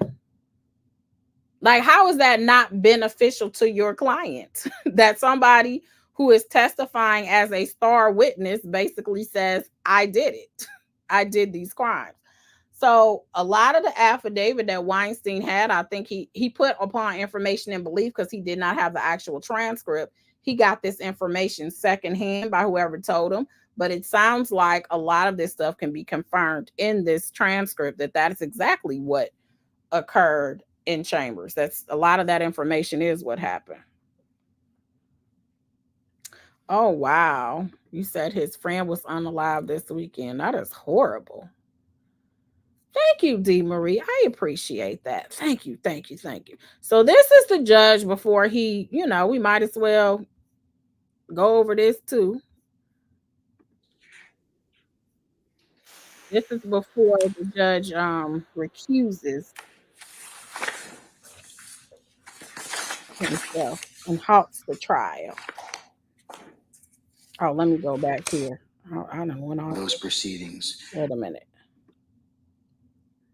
Made aware last week the court was going to do an in-camera review of the ex parte proceedings on June the 10th of 2024.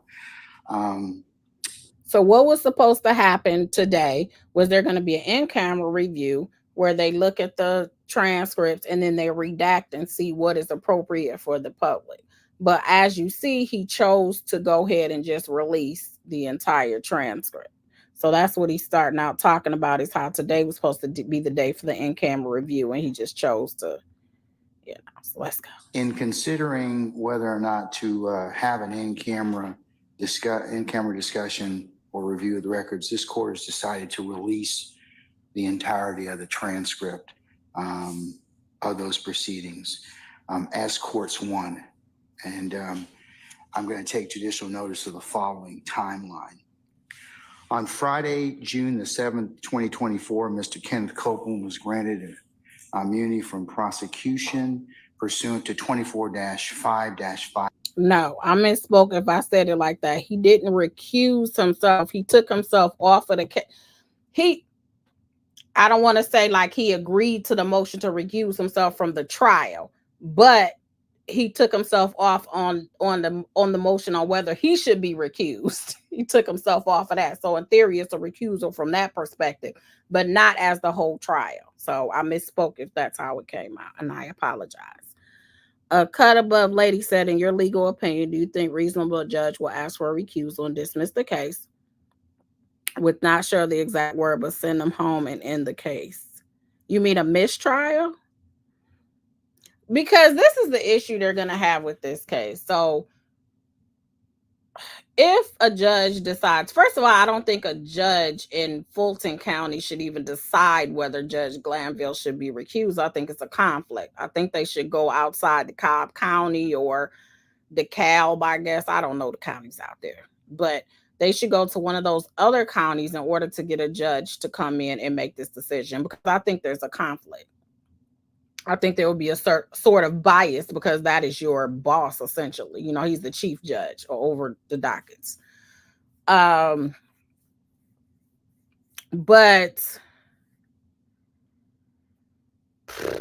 the problem that I think, in my opinion, that's going to be with this case is the recusal goes back, from my understanding, to when the first motion was filed. So Weinstein filed it maybe on the 12th when the recusal should have happened. The judge has answered a whole lot. Like, he's done motions. They've been going through like what's admissible, what's not. I don't know how a judge can just come in on this case. I don't know how a judge can really just come in and do anything like with this case. It feels like it would end up being a mistrial, but that's just my opinion. I don't see how a judge can just step in at this juncture and be able to just, okay, like it's a relay race, and just hand me the baton when you're inheriting a bunch of mess. And so you got to undo all of the motions that were already decided and go back to the day that he filed this actual motion for recusal. And that's when the recusal is supposed to happen. So all of these decisions he made until now, they will kind of have to undo and redo. It's a lot. So it'll be interesting to see how it happens. Thank you so much for the super chat and for the question. Right now, if you're just coming in, we're going over what the judge's decision was. 507 I mean, the judge and that'll be said. marked as courts 2. So the transcript will be court 1. The his immunity agreement, Mr. Copeland's, will be court 2. Mr. Copeland, who was represented by Mr. Jonathan Melnick and advised of his rights and obligations during the proceedings on Friday, June the 7th, which will be marked as courts 3, the transcript of those proceedings. Mr. Copeland invoked his Fifth Amendment privilege and was held in contempt, and that will be courts 4, Mr. Copeland's order of contempt.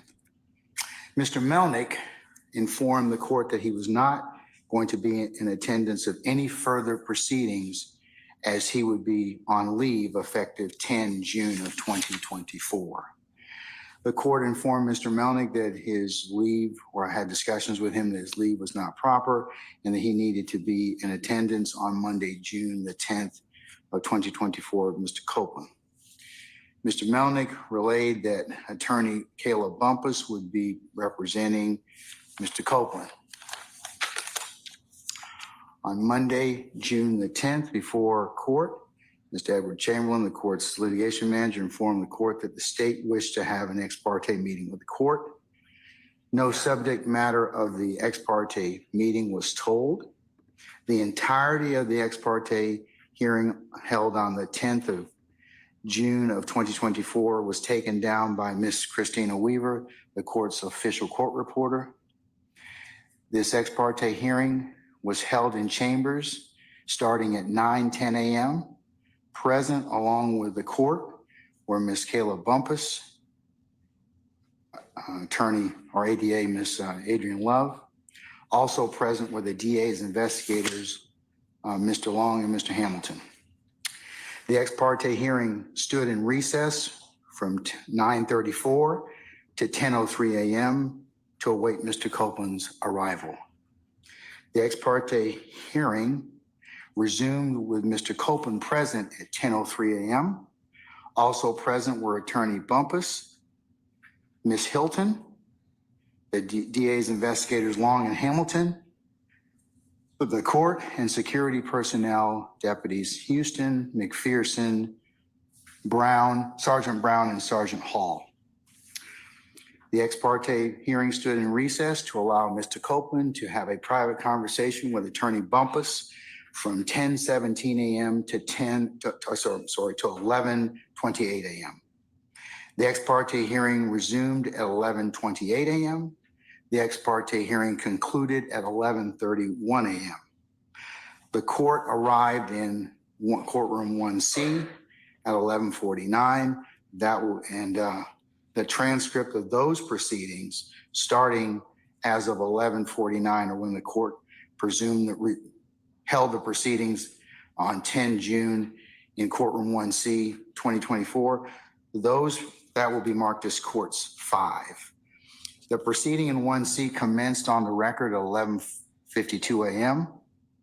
A lunch recess was had at 12:51 p.m. The parties returned from lunch, and Mr. Steele informed the court that he had a motion, and that was at 1:46 p.m.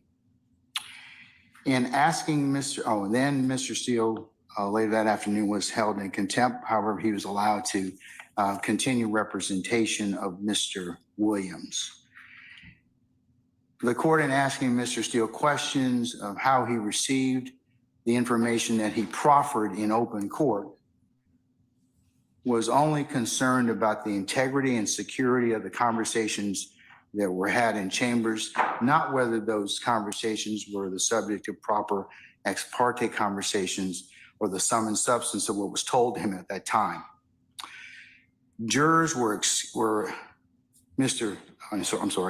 Jurors entered the courtroom to resume Mr. Copeland's testimony at 3:39 p.m. The jurors were excused and exited the courtroom at 5:56 p.m.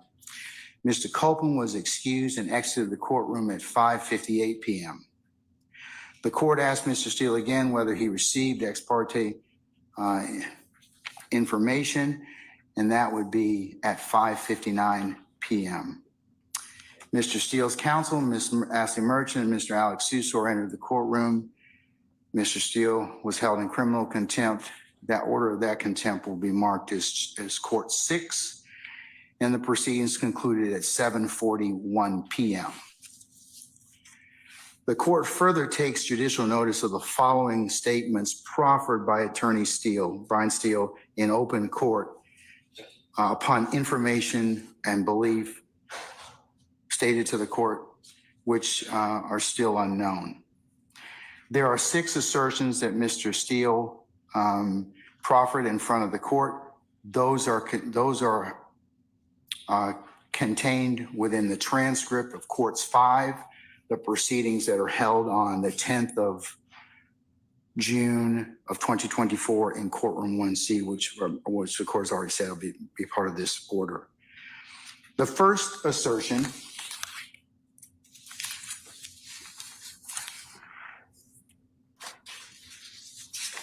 and the transcript bears out exactly what Mr. Steele said, so the court is paraphrasing the 6 assertions that Mr. Steele made. They're more aptly and more eloquently put in the record. The first one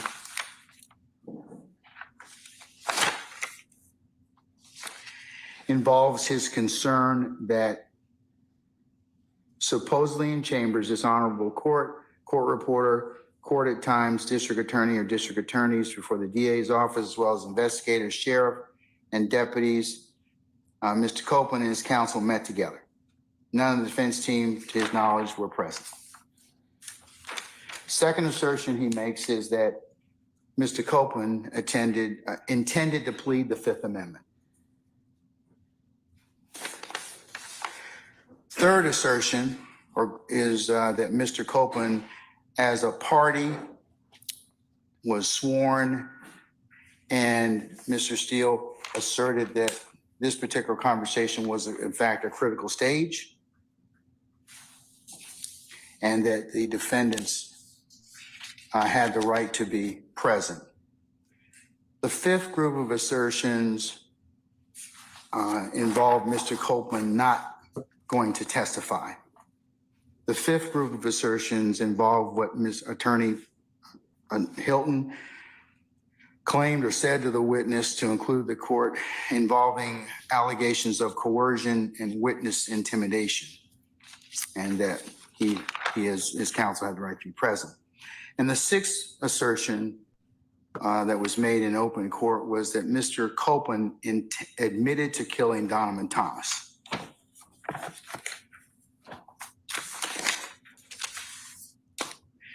At some point after Mr. Steele was held in contempt by this court in the afternoon of June the 10th, it was brought to the court's attention, not at the court's request, by security personnel, that video footage of what occurred outside courtroom 1C shows the interactions between Ms. Bumpus, Mr. Steele, Mr. Adams, and Mr. Sharp. The court in no way. Y'all hear that? So apparently there was a video that showed that there was interaction between Mr. Steele and Miss Bumpus, which is Copeland's stand-in attorney. They sought to investigate any facts of this involving this footage, and it only considered it for the security and timeline of events that occurred on June the 10th of 2024. Also, in no way did the court consider any of this footage in holding Mr. Steele in contempt. And as I said, mentioned it only for the purposes of considering the security and breach of information that occurred within the court's chambers, not for whether or not that was truthful or not.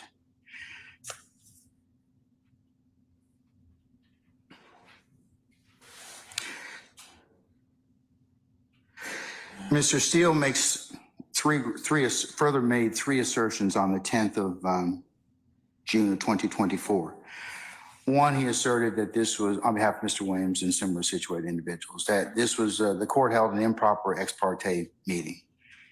Secondly, that Mr. Copeland was a sworn witness, and this was a critical stage.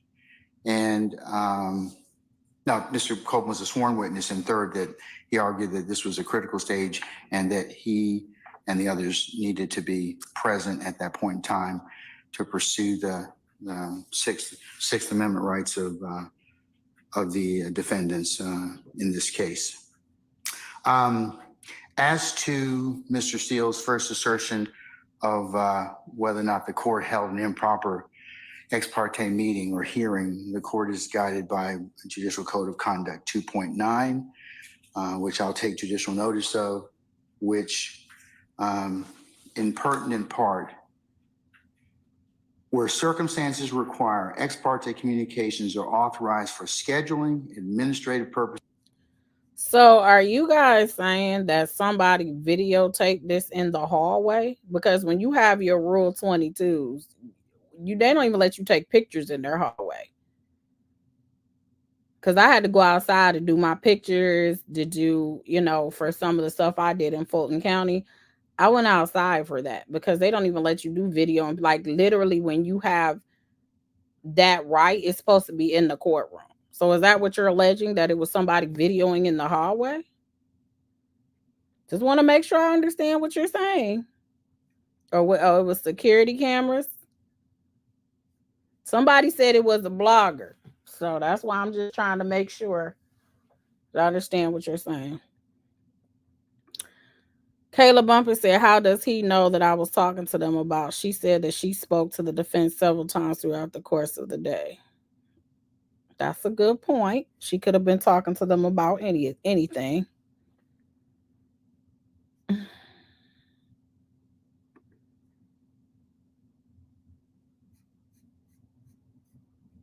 Okay. Glandville said that security notified him of the interaction. Okay. No, the judge pulled the security video. Okay. So you guys over here, see, this is why I wanted to make sure I got clarity, because some people will be over here, throwing people out here. I ain't trying to throw nobody out here like that. Thank you so much for always and forever for life. I appreciate that. Thank you so much. You guys kindly make stuff up in the chat now. Let's continue to see what Judge Glandville has to say. Or emergencies that do not deal with the substantive matters or issues, provided that the judge reasonably believes that no party will gain any procedural, substantive, or tactical advantage as a result of the ex parte communication. And the judge makes provisions promptly to notify all parties of the substance of the ex parte communication and gives the parties an opportunity to respond. And in this particular circumstance, the transcript of these proceedings was just prepared and is final by my official court reporter, Ms. Weaver. And all counsel will be, as I said, given an opportunity to, as soon as the court finishes entering this order, it will be e-filed, so everyone will have a chance to take a look at it and use it as they see fit.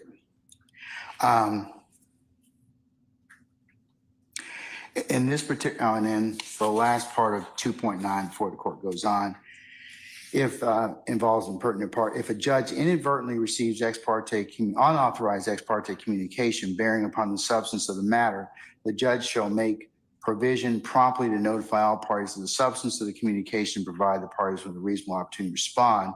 And as I mentioned earlier, I'm going to release the entirety of the transcript to you all to use as you see fit, and before any other further examination of Mr. Copeland.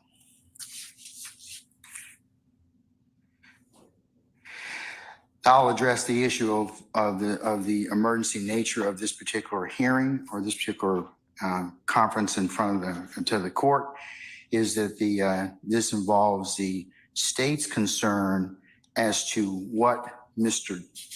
Copeland was in fact told by his counsel, Mr. Melnick, and his understanding of the immunity agreement pursuant to 24-5-507. And that the conversations that were had and the transcript will bear out that no tactical or other advantage or any testimony that was stated during that particular hearing would be anything other than the court and or the state communicating, along with Ms. Bumpus, his lawyer, who's there the entire time, his witness's understanding of his immunity agreement. In consideration of this emergency nature, the court has taken into account a couple of cases I'll cite for the record. One of them is United States versus Adams, and that's 785 F. 2nd 917, decided in March the 31st of 1986. In pertinent part, presence of the accused. Although an ex parte conference to discuss threats against the witness is proper, district court must ensure that the conference is carefully conducted so no rights of the defendant are threatened.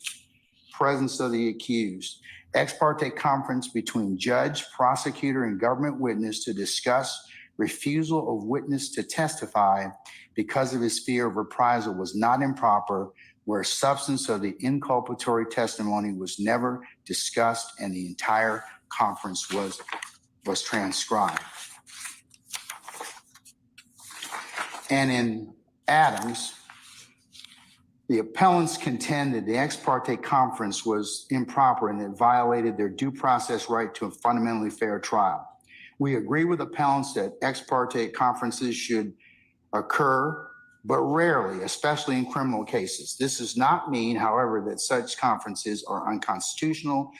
Indeed, some situations the trial judge may find an ex parte conference necessary. Cite La Chapelle, and that's LACHAPPELL versus Moran at 699 F. 2nd 560. It's a First Circuit case from 1983, where the court cites, in the exercise of the court's residual power to ensure a just trial, protect jurors and witnesses, a judge may, in rare circumstances, feel it necessary to confer with a juror or witness on the record, but outside the presence of others, including the defendant. One such conference may be where a juror or witness, having been threatened, wish to speak with a judge privately about a threat. A witness may not feel free to discuss any threats in presence of the defendant or even counsel for the defendant. We agree that the First Circuit, that an ex parte conference is appropriate in that situation. They see United States versus Arroyo. That's what I was mentioning. Like when they feel threatened, I know that that's a reasoning to have it, but there's no evidence that he was being threatened. And then the email that Copeland's attorney sent that kind of alluded that maybe it was, unalive my clients, you're going to try to unalive my client or something, that still didn't show that he was actually scared. But I think that's what the judge is getting at, that it was proper maybe because of there was conversation related to whether he was, feared for his life by testifying or whatever. But if you read the entirety of the transcript, you know that that was almost a minute part that they talked about. And it's ANGULA. It's at 580 F. 2nd 1137, pinpoint 1142, 1142, and 1141, 1142, Second Circuit case. Exclusion of certain defendants and counsel from in-camera proceedings permissible in multiple defendant trial, where certain defendants had cooperated with government and received death threats. And they've got a citation for that being 439 U.S. 913. Although an ex parte conference discussed threats against witnesses proper, the district court must ensure that the conference is carefully conducted so no rights of the defendant are threatened. In this case, the court followed procedures to ensure the conference was fair. First, at no time was the substance of Pooley's inculpatory testimony discussed. And second, the entire conference was transcribed. And that's United States versus Watchmaker at 761 F. 2nd 1149, 1985. Ex parte conference with frightened juror properly were transcribed. That is true. That is a good catch. Daffy Daff said Woody didn't request the meeting. The case he's citing says the defendant requested the meeting. It's a very good catch that you got from the case. Transcribed and judge's comments carefully framed. This court goes on to say in Adams, two aspects of this conference, however disturbing. First, when the prosecutor began to impress upon the witness the distinction between being paid for testimony and afforded protection, the trial court should have called the conference to a close. The portion of the record quoted above indicates an attempt by the prosecutor to coach the witness on how to answer questions about inducements from his testimony. The court had already learned all it needed concerning the witness's fears and the prosecutor's plans for protection, there being no reason to participate in such coaching. Second problem occurred where Pooley took the stand. Defense counsel inquired about what inducements had been given for Pooley's testimony, and the prosecutor and Pooley both indicated the promise was the prosecutor would seek to enroll Pooley in witness protection program if he were in fear of his life. Neither related to the prosecutor's pledge to seek immediate protection for Pooley should it be necessary. The exchange occurred before the court, and the court should have made sure that the inducements made as in the ex parte conference were completely and precisely disclosed. Similarly, in this matter, the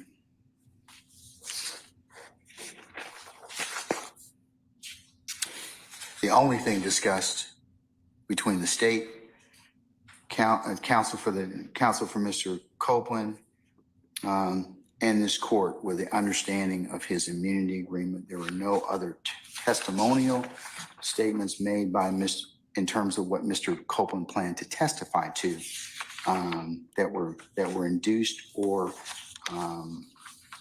sought by the court. And the transcript in its totality will bear that out, and you can have a look at that. The court's also considered Bruner versus the state. That's 302 Georgia at 6, and this relates to the right to be present. Listen here, the judge was researching all weekend to figure out how he was going to let y'all know he was right in his mind before he made his final decision on what he was about to do next. And what is defined as a critical stage and under the Sixth Amendment.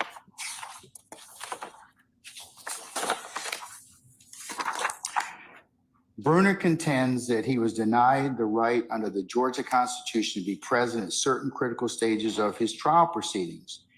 Embodied within the constitutional right of the courts to a criminal defendant's right to be present and see and hear all the proceedings which were had against him on trial before the court.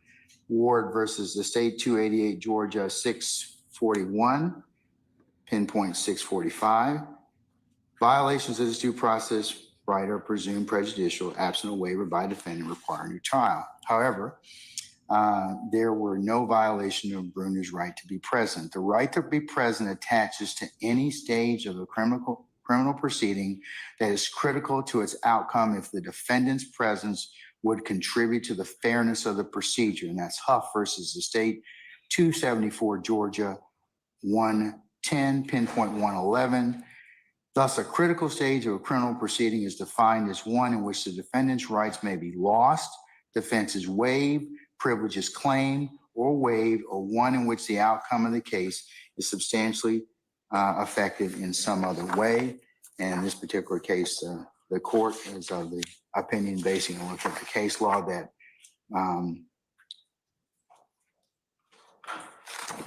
this was a proper ex parte meeting pursuant to Rule 2.9, as well as the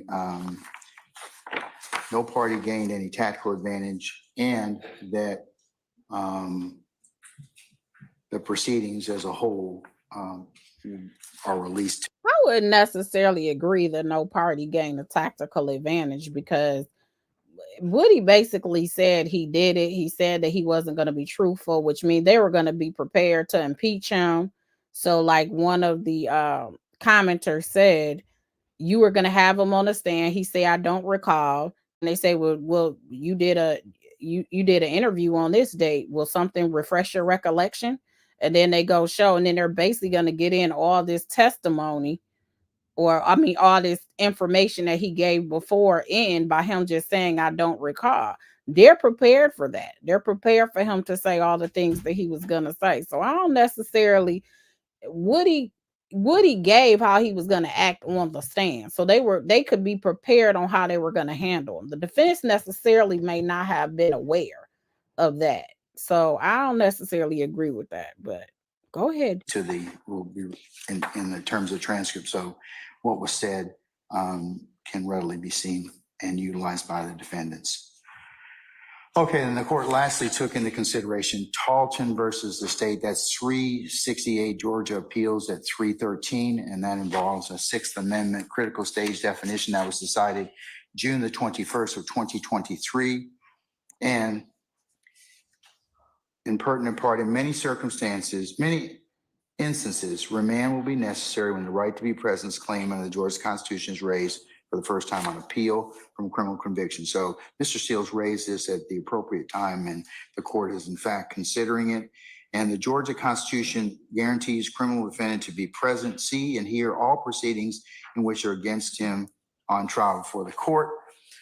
Criminal defendant's right to be present under the Georgia Constitution attaches to any stage of the criminal proceeding, which is critical to its outcome if the defendant's presence would contribute to the fairness of the procedure, but the right does not extend to situations where a defendant's presence would be useless or benefit but shadow.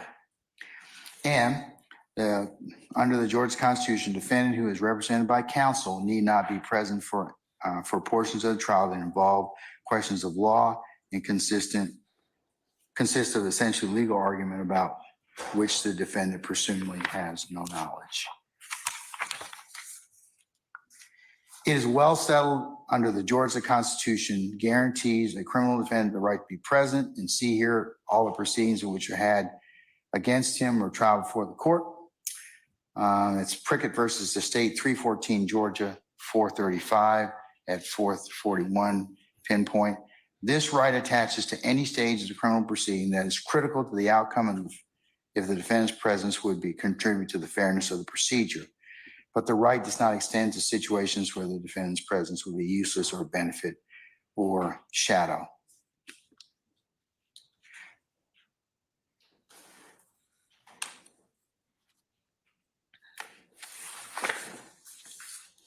Judge was working. Well, his clerk was his researchers and law clerks and senior attorneys were working this week.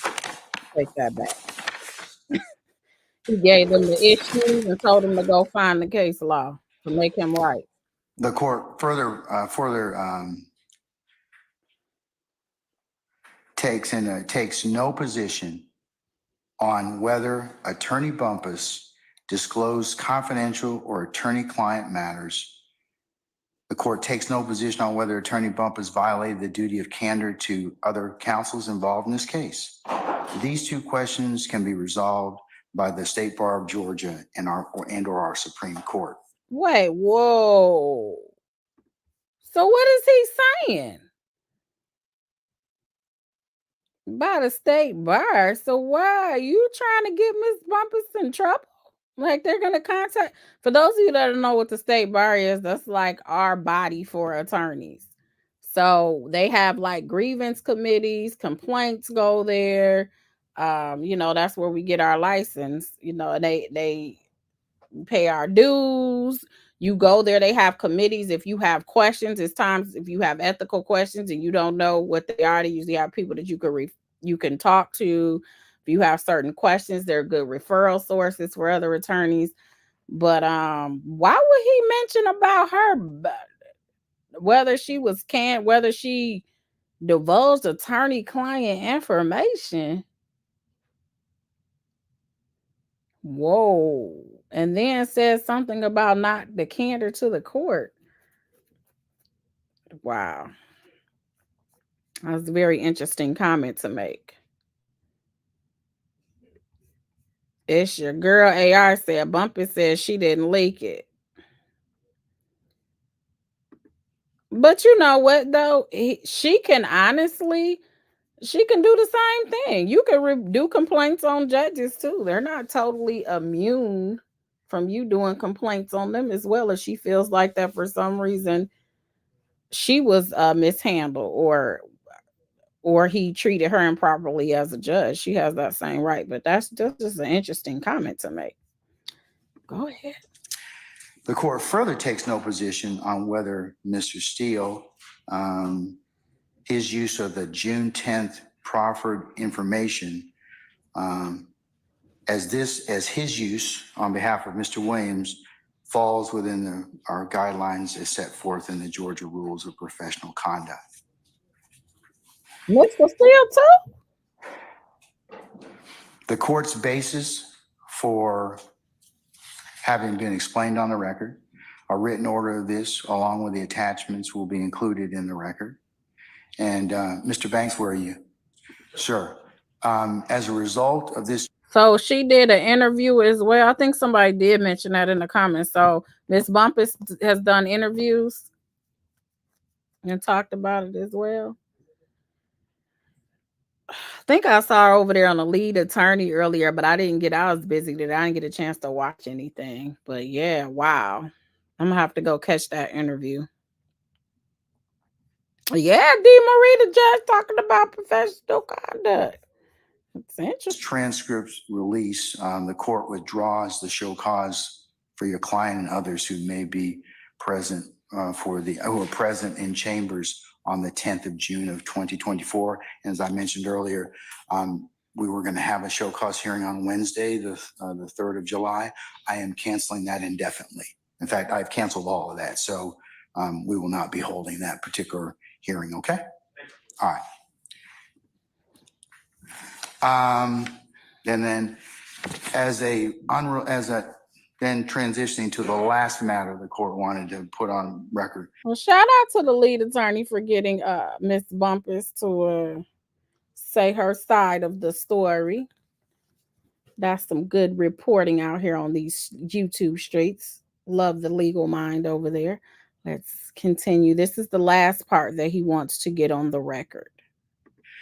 Upon further review, this court will in fact enter an order sending Mr. Adams and Steele's, Mr. Weinstein, and Mr. Banks' motion to recuse to another judge pursuant to Uniform Superior Court Rules 25.1 through 25.7 in the method and manner prescribed by our local rules.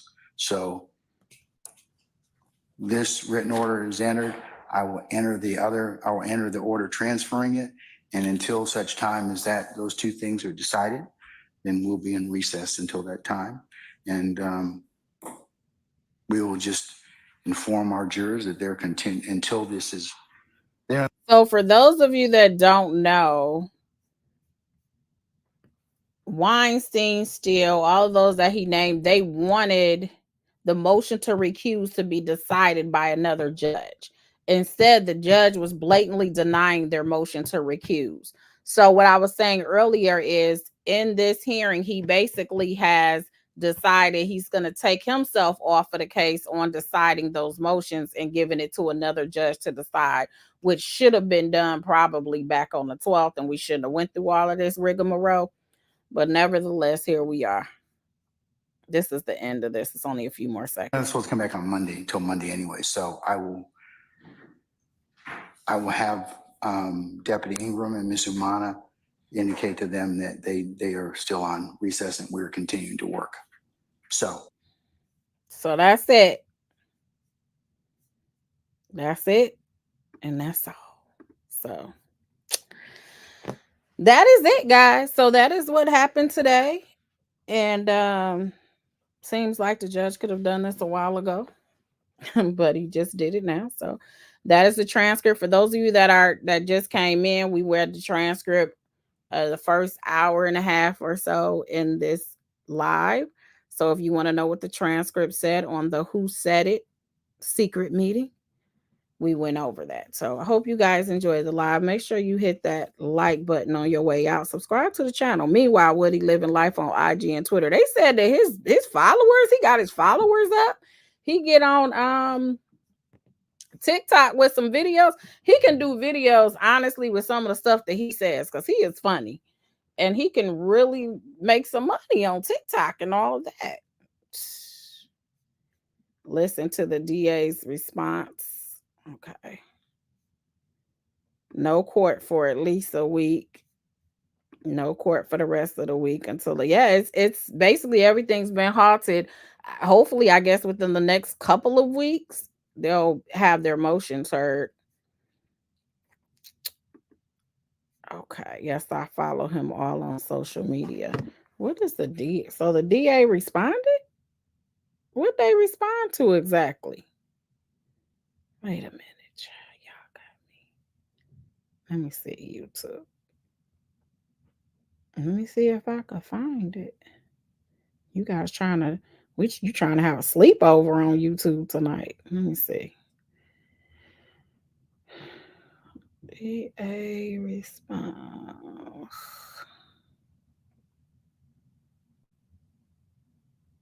What did they respond to? What's the name of the video? Or is it on a video or is it a document?